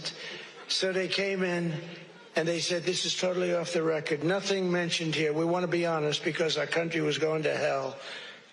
And we had a meeting. And I said, why is it we only take people from shithole countries, right? Why can't we have some people from Norway, Sweden, just a few? Let us have a few. From Denmark, do you mind sending us a few people? Send us some nice people, do you mind? But we always take people from Somalia, places that are a disaster, right? Filthy, dirty, disgusting, ridden with crime. The only thing they're good at is going after ships. That's how he feels about y'all. Now, I know some of y'all, again, some of y'all think y'all are the special immigrants. Some of y'all think, oh, no. He's not talking about me. Stephen Miller, that white supremacist, went on TV this week and said, you know what? If we get rid of these damn immigrants, he didn't specify which ones, we could be doing so much better in America. Listen. We talk about test scores. Well, if you subtract immigration out of test scores, all of a sudden our test scores skyrocket. If you subtract immigration out of health care, all of a sudden we don't have nearly the size of the health care challenges our country faces. If you subtract immigration out of public safety, all of a sudden we don't have violent crime in so many of our cities. Issue after issue, we talk about these things as they just happen to us. The schools just suddenly fail. Violent crime just suddenly explodes. The deficit just suddenly skyrockets. These are a result of social policy choices that we made through immigration. Matt, what Trump and his people are saying is, we want white people. We want white immigrants. And I hope these black and Latino immigrants are paying attention, because they don't want y'all asses here. So I think it was Francesca Ramsey that said, I never thought the lepers would eat my face. I think that was the entire preceding part of this segment. That's all it is. It's people, like you said, who thought they were going to be the special one that was not going to be on the shit end of Trump's stick, and they are there now. And you're right. That's all it is. They could not be clear about wanting whiteness. I mean, that's why Brother Alvin Brown was on the show earlier, right? The only people they're firing are black people who have ascended to these positions. It's very clear. They're not hiding that fact. And, you know, that's a linchpin of their policies, that they just want whiteness. And, you know, they're not hiding that fact.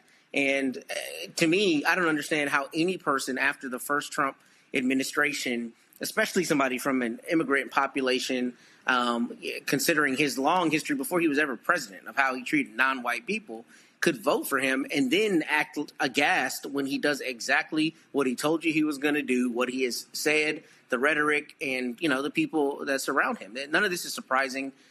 It's just more brazen now. And I think what he has done is foment a lot of that same desire to be openly hostile to non-white people and to desire a white world for your average white American who has felt embattled for whatever, decades, right? Now they're coming out and a lot more brazen about, espousing these kinds of thoughts. But these are also the same people who will tell you in Texas that they're proud Czechs or proud Germans and their families have been here for X number of, generations when they immigrated here. And they will one-off their own immigration. But when it comes to anybody that doesn't look like them, they will call them everything but a child of God.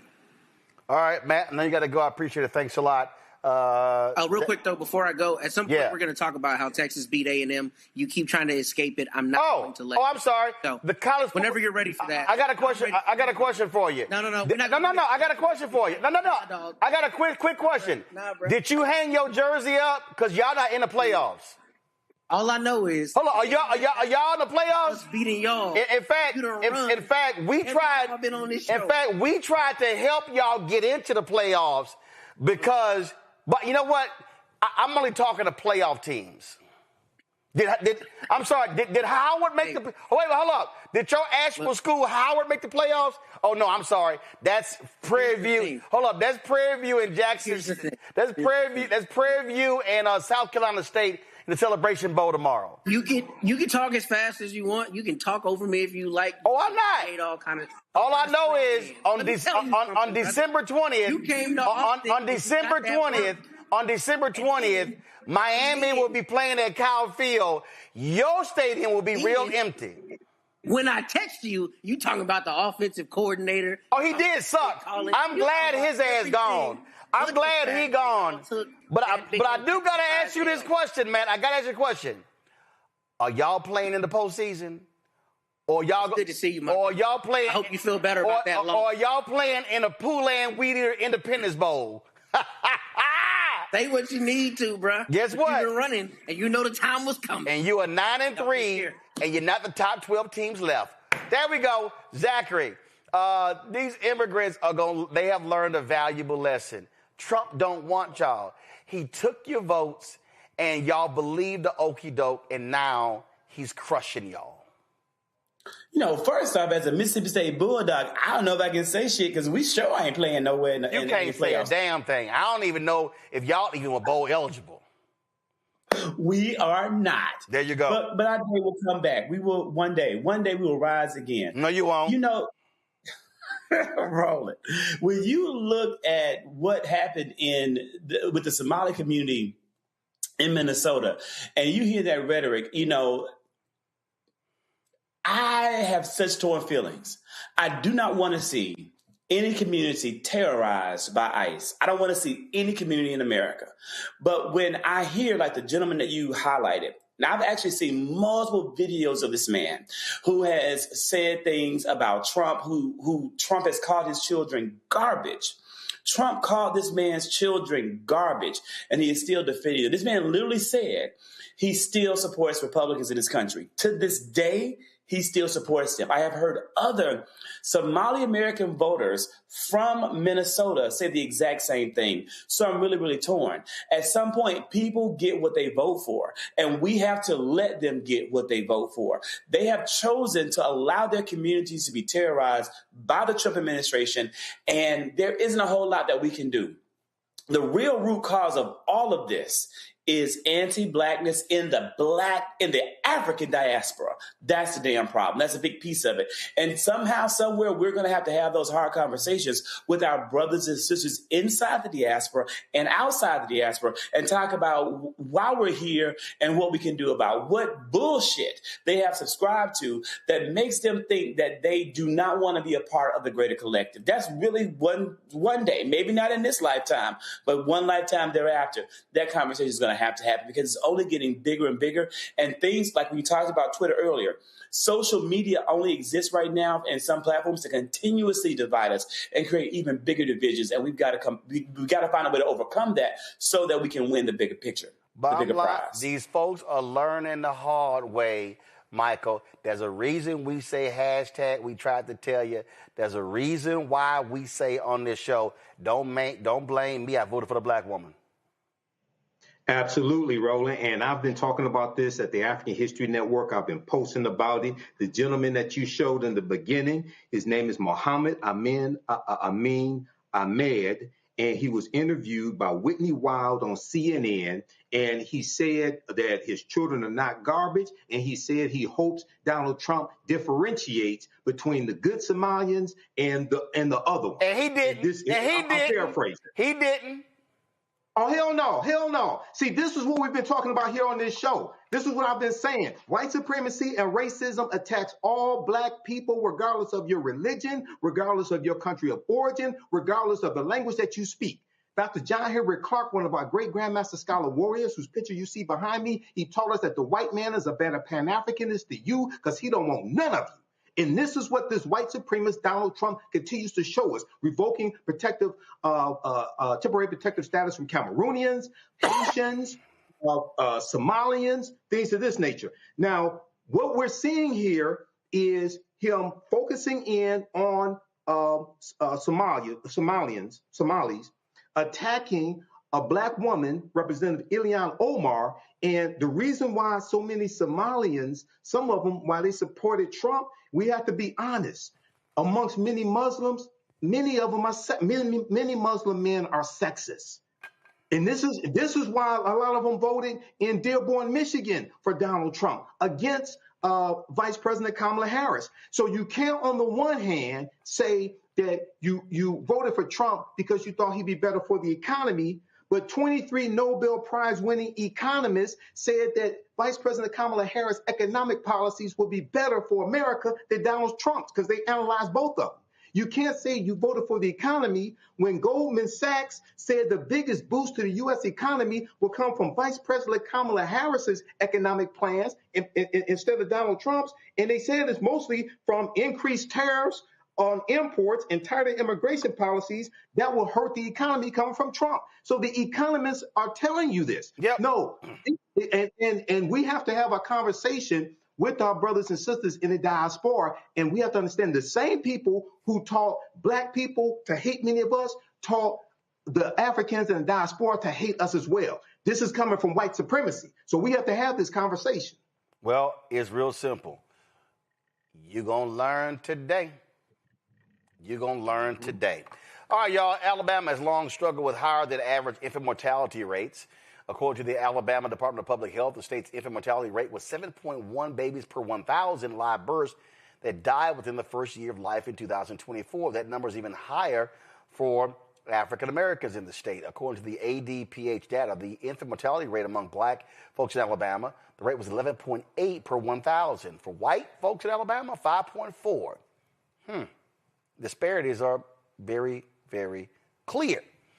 Let's talk about the Alabama Birth Equity Initiative. Tia Freeman is Communications Director for the Yellowhammer Fund, a reproductive justice organization dedicated to providing support for abortion access and advocating for reproductive rights in Alabama, Mississippi, and the Deep South. Tia, this is real simple.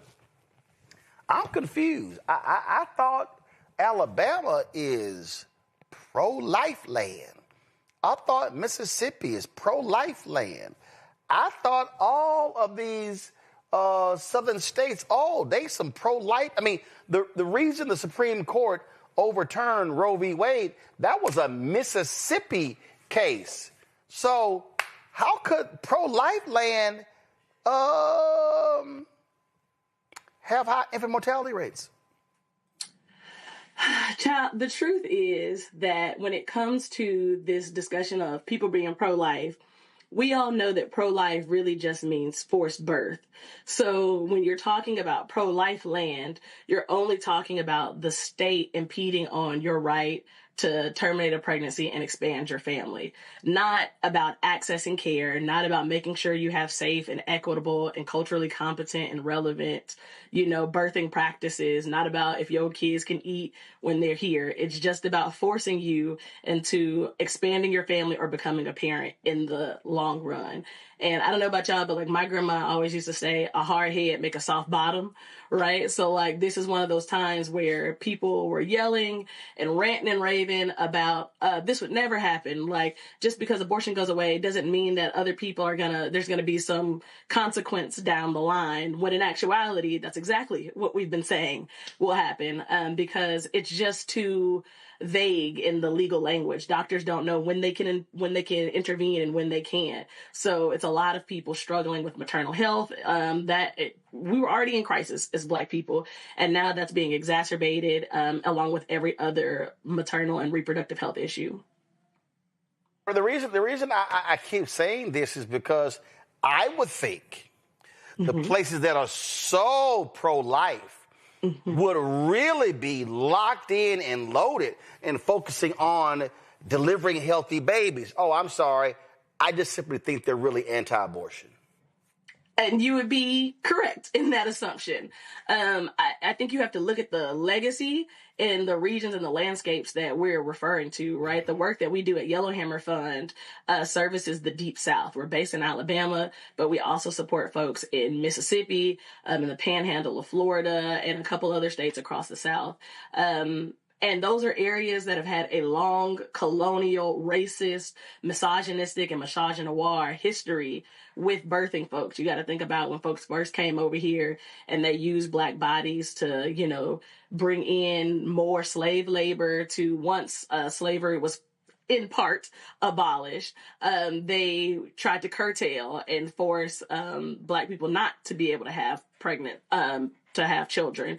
So you're not really talking about a pro-life movement who cares about the people. They care about the capital, and they care about making sure that their initiatives, which is an anti-abortion initiative, gets put forward, right? Especially when you think about the ways in which racism, white Christian nationalism is on the rise. They need more white people to have babies. In the same way you were talking about immigration, they want less of us, right? So all of that is is having an intersecting moment right now when we're talking about maternal health, because we're not the people that they've ever wanted to have healthy and whole families. So with this initiative, how do you actually lower the mortality rate for African Americans? What's your plan? We do it by going back to our roots. We come from a long lineage of granny midwives, Black birthing folks. So one of the things that we're doing is making sure that the midwives that are in our region are being able to be trained. They're not having financial burdens and barriers to being able to get their licensure. So how we're doing that is we're paying people to complete their midwifery school.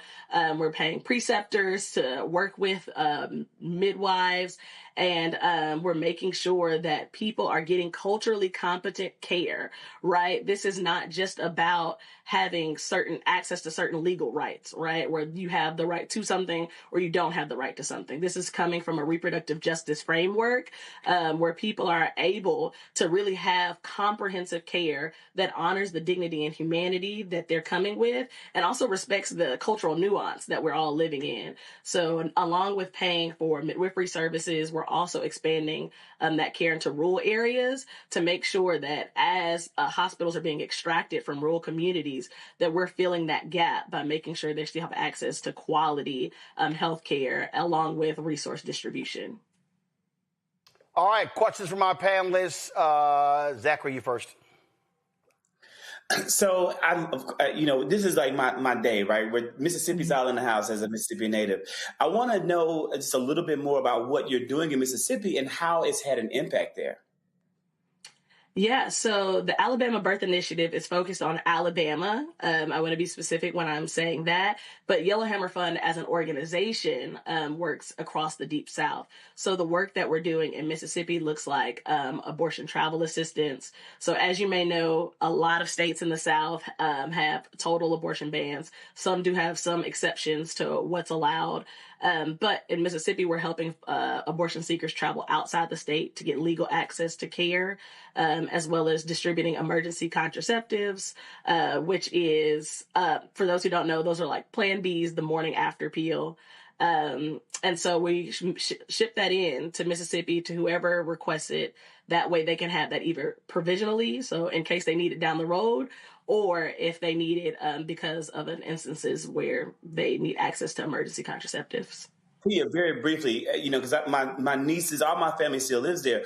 What can we do? Like, how can we get more information? How can we support what you guys are doing, specifically for my family and friends in Mississippi? Yeah, you can go to our website. It is www.yellowhammerfund.org. That's where they can get access to the emergency contraception through the mail. They can also keep up with all of the things that we have going on. In 2026, we're expanding family justice to Mississippi. Our family justice initiatives looks like making sure folks have diapers, making sure folks have formula, supporting families. So a lot of times when we're talking about reproductive rights, we're only centering abortion. At Yellowhammer Fund, we really want to be comprehensive and center reproductive justice as a whole, which means also supporting families who want to have families and expand their families. And then you can follow us on social media at Yellow Fund across all platforms, Instagram, Facebook, LinkedIn, Twitter, Blue Sky, all the things. Michael. Tia, when we go back 100 years or go back to the late 1900s or late 1800s, I should say, midwives were more popular back then, okay? And then women started having more babies in hospitals, and then they fell out of favor. Now, in the past 10 to 15 years, we see a resurgence in the popularity of midwives, doulas, in the African-American community. What do you attribute that resurgence to? And why do you think, why is it healthier, so to speak, to have a midwife than just a traditional birth in a hospital? It boils down to the medical industrial complex wasn't working for us.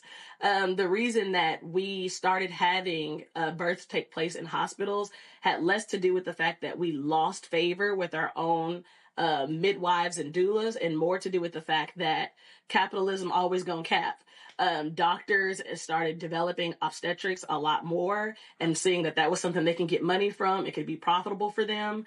They started shifting folks in, criminalizing and demonizing midwifery and doula services, thereby forcing people to go into hospitals. And I think now we're coming back out of that when we see that the numbers aren't lining up with the care. So we've been forced into hospitals, but yet we're having an endemic of maternal crises. People are losing their lives. People are becoming disabled. People are just having traumatic cultural experiences. And so now they're trying to get some of that autonomy back by going back to more ancestral practices, like midwives and doulas, that are more in alignment with making sure we have safe and supported birthing practices. All right, then. Tia, if people want more information, where do they go? They can follow us on social media at Yellow Funds, and then they can also go to our website and go to ABEI, which is Alabama Birth Equity Initiative. That's the website for the coalition, and you can find all information you need to figure out how you can support us both financially and how you can make sure that you get access to resources. All right, we appreciate it. Thanks a lot. Yeah, thanks for having me. All right, folks, going to a break. We come back. 50 years of the National Association of Black Journalists. Anniversaries today. We'll talk about that next right here on Roland Martin Unfiltered on the Black Star Network. This week on The Other Side of Change. Book bans, anti-intellectualism, and Trump's continued war on wisdom. This is a coordinated backlash to progress. At the end of the day, conservatives realized that they couldn't win a debate on facts. They started using our language against us, right? Remember when we were all woke and the woke movement and all that kind of stuff? Now everything is anti-woke, right? When we were talking about including diversity, equity, inclusion, higher education, now it's anti-DEI. All this are efforts to suppress the truth because truth empowers people. You're watching The Other Side of Change only on the Black Star Network. Hey, I'm Tasha Cobbs, and you are watching Roland Martin Unfiltered. But I need a little filter. I need something. Blow me out. Make me look 35.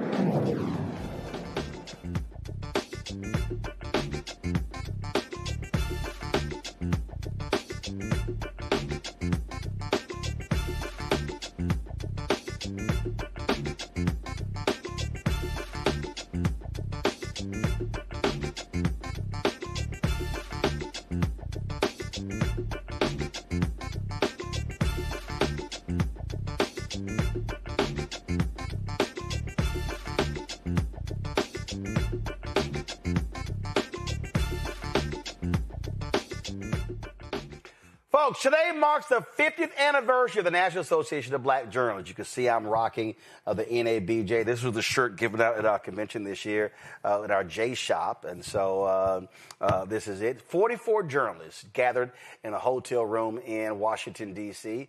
To launch what is known as NABJ. These pioneering black journalists were catching lots of hell in newsrooms, and they decided on December 12, 1975, that they needed a trade organization to speak to and represent the interests of NABJ.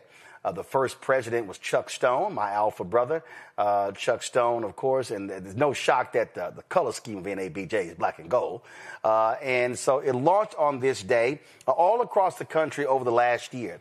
There's been a documentary airing at film festivals telling the story of NABJ. This here is a preview of that documentary.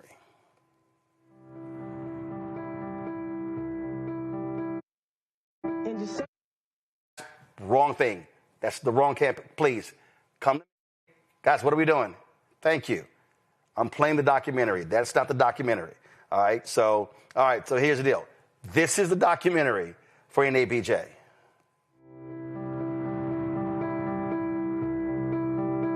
In December of 1975, I'm in Washington, and the black elected officials are meeting. Black journalists from all over the country were coming to cover this conference. I remember taking the train down and getting off the train in D.C. It was Chuck Stone's idea. Very savvy political player and visionary, too, in many ways. He had this kind of missionary zeal about him. From afar, if you look at a group of black journalists, you think, well, these are all very impressive people.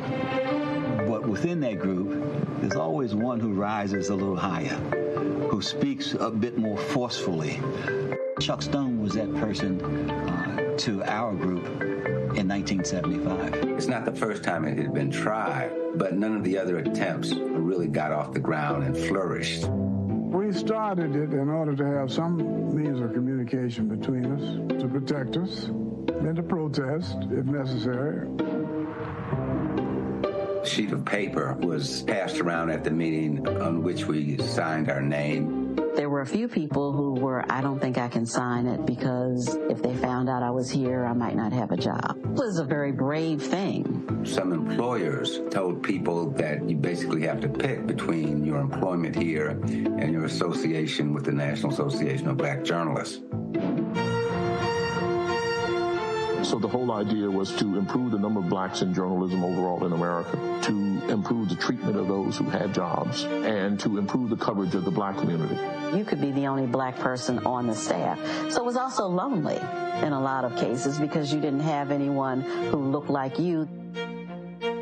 I was essentially a clerk and did a little bit of helping around the newsroom. I must have said, I wonder if I could ever be on air. And the news director told me, oh, no. You don't look black enough to qualify. We challenged journalism to get the numbers up.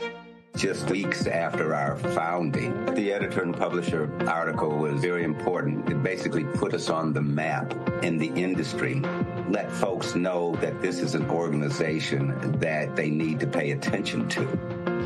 I just defined it, sir. Do you believe that Vice President Kamala Harris is only on the ticket because she is a black woman? She was always of Indian heritage, and she was only promoting Indian heritage. I didn't know she was black. You've attacked black journalists, calling them a loser, saying the questions that they ask are, quote, stupid and racist. You've had dinner with a white supremacist at your Mar-a-Lago resort. So my question, sir, now that you are asking black supporters to vote for you, why should black voters trust you after you have used language like that? Well, first of all, I don't think I've ever been asked a question so in such a horrible manner, a first question. You don't even say, hello, how are you? Are you with ABC? Because I think they're a fake news network, a terrible network. When Donald Trump was doing his antics, to see how controversial, how we had gotten into the level of news making, because that was what the organization's convention was created for. It was a news makers convention. Trump appeared at the convention as part of his campaign's drive to court black voters. Donald Trump da buna katıldı Chicago'da ve na conferência da Associação de Jornalistas Negros dos Estados Unidos ontem em Chicago. Safe spaces are so very important. And so when I think of what the founders have created, it is in my heart and spirit a safe space. And frankly, beyond that, this organization has had to hold publications and entities accountable for how they have treated black journalists, and that's a big deal. Some people will help found and then they just go on about their merry way. No, these people are here, they are involved, they are still teaching, they are still learning, they are still fighting. The founders thought when they came together that we're going to form a brotherhood, a sisterhood, a family, and we will support each other and we'll be here for each other. To see the veterans that still are dedicated to this organization and like me want to still come and learn and share what we have learned just fills my heart.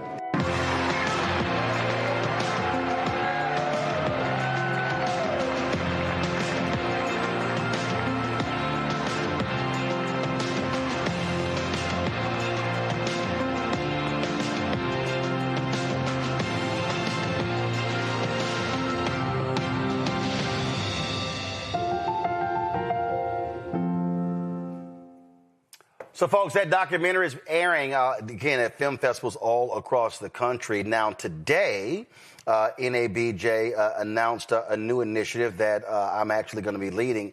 It is our Jubilee Endowment Campaign, celebrating our 50th anniversary. Our president, Aaron Haynes, posted this video today talking about this campaign. So check this out. Courageous black journalists gathered in Washington, D.C. and made a bold declaration that our voices, our stories, and our leadership are essential to American journalism and to American democracy. That moment of vision and defiance gave birth to the National Association of Black Journalists. And for half a century, NABJ has shaped our profession and expanded who gets to tell the story of this country. So today, as we honor that legacy, we're also building for the future our founders imagined but could not fully see. On our historic anniversary, as president, I am proud to announce the launch of the NABJ Jubilee Endowment Campaign, the most ambitious capital campaign in our history. So over the next 4 years, our goal is to raise $15 million to create a permanent endowment that secures NABJ's future and strengthens our ability to recruit, train, support, and elevate the next generation of Black journalists. So we're doing this now because the stakes have never been higher. From newsroom layoffs and consolidation, to AI disruption, to coordinated attacks on DEI that disproportionately harm Black journalists in our communities. A strong endowment gives us power. The power to stand firm, plan boldly, and protect the pipeline for decades to come. Our founders built the foundation, and now it's our turn to build the future. So I hope you'll join us. So, folks, let me unpack this. And so we heard Aaron say there, and Michael, folks have heard me say this on this show, that what is required right now is required for Black institutions to have to lean on the collective and look inward. If you look at many of our Black organizations, nonprofits as well, what we've done is we've had corporate support, we've had different grant programs like that, but we're seeing the anti-DEI attacks and things along those lines. And so what our goal with this initiative is to say, hey, let's raise this over the next 4 years. And so we announced something called the Golden Circle. And so if you look at the website there with this Jubilee Endowment, we have different levels that folk can give. In the Golden Circle, the goal is to get 100 members, or 100 members, or get 100 corporations, it does not matter, to contribute $100,000. Now, that's $25,000. You go to my iPad, see the campaign levels. So that's $100,000. So that's the minimum. So that's 4 payments, $25,000 each. There's a whole bunch of anchors out there. Listen, they're in a big tax bracket, so they need some write-offs. The Silver Circle, donors contributing anywhere from $50,000 to $99,000. The Bronze Circle as well. And so what this then does, folks, we talk about endowment campaigns. We see Mackenzie Scott, donations that she has made to HBCUs. That's dramatically increased their endowment campaigns. So let's say you have a $15 or $20 million endowment. Let's just say it's $20 million. Well, for $50 million we're raising. Well, if you're investing your endowment, and if you just get a 10% return on your endowment, then that's $1.5 million you can take to fund initiatives. And so the endowment is to be able to invest and maintain your programming for a long period of time.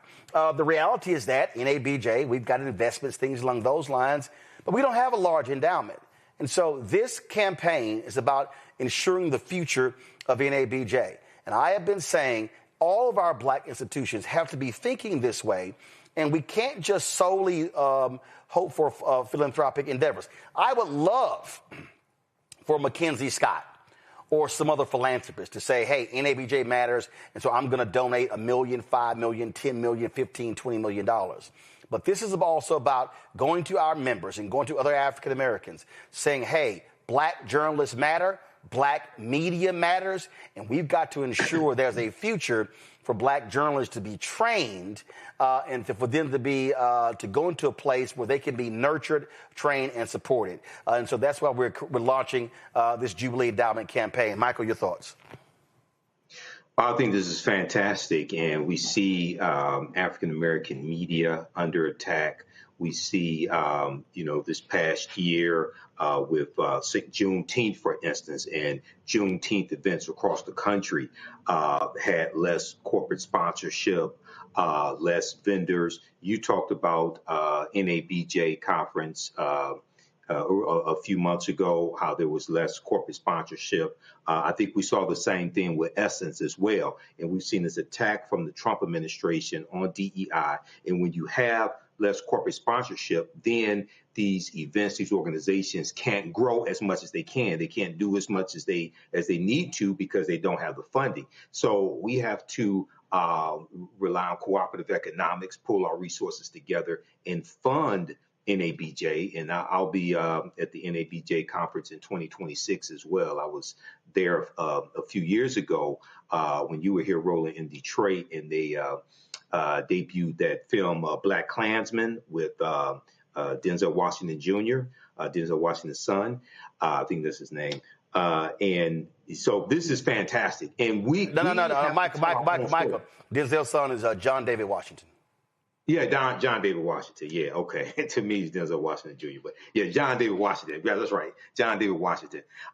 Good film, by the way. But we have to tell our own stories, okay? And we have to fund this as well. So this is, being in media, I've been in media 15 years. I've worked for Black-owned media. I've worked for white-owned media.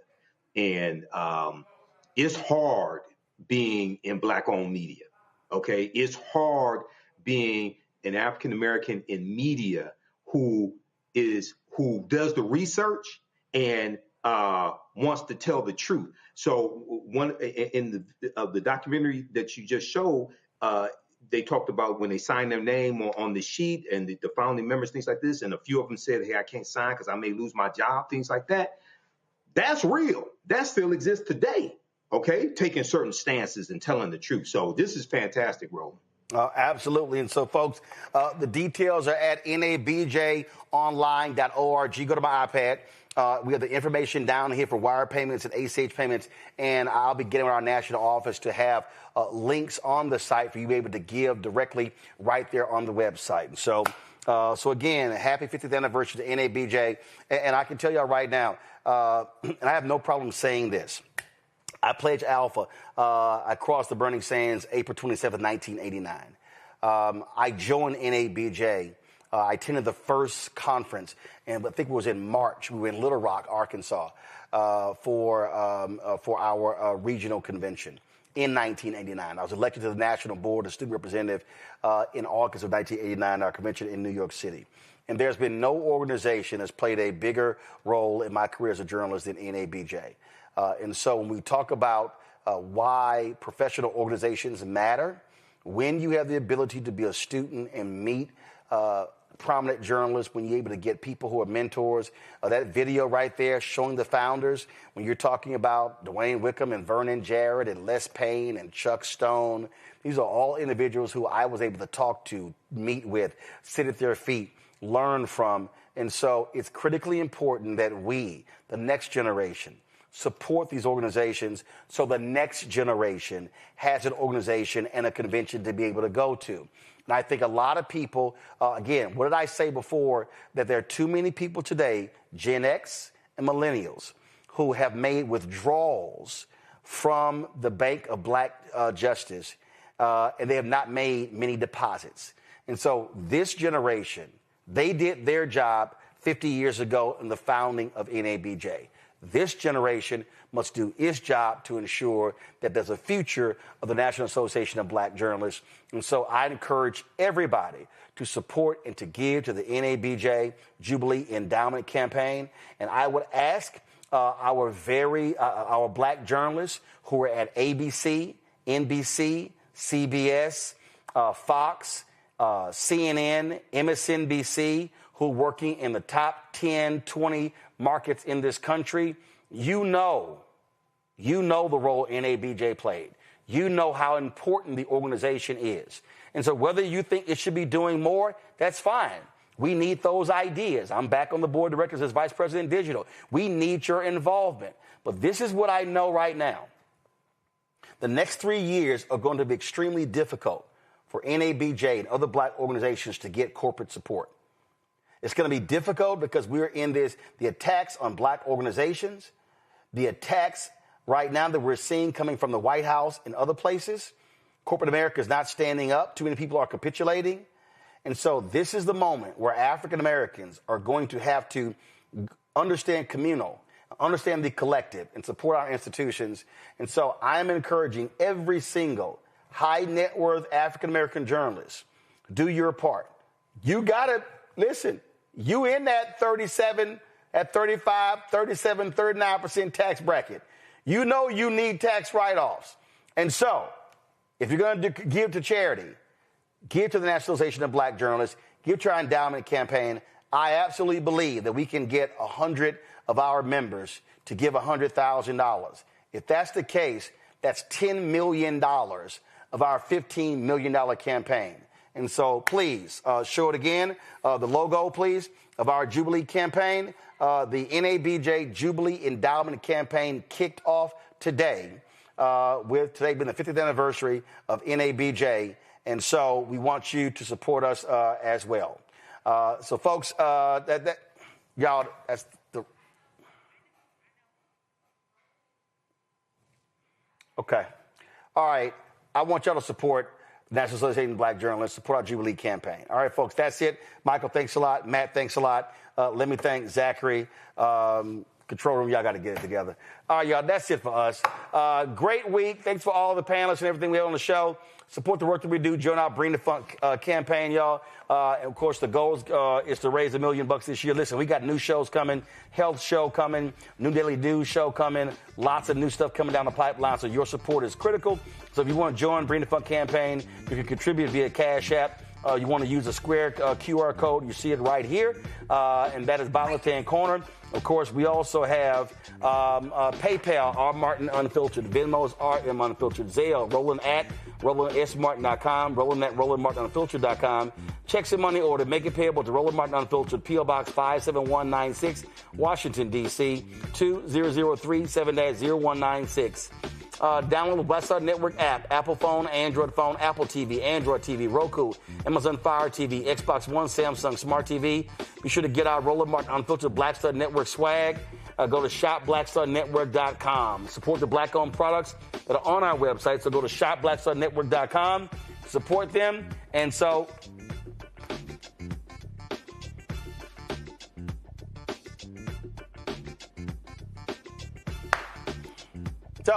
all the products you see to my left. Thank you. All right, all the products here. All these are black-owned products. So please support the work that we do. Support these black-owned companies right here. Also, don't forget, download the app Fanbase. And look, only a few more days left. The raise closes on the 18th. Today is the 12th. $14.6 million has been raised. And so get more information at startengine.com/Fanbase. That's it. I'll see y'all Monday right here, Roland Martin Unfiltered on the Black Star Network. Holla!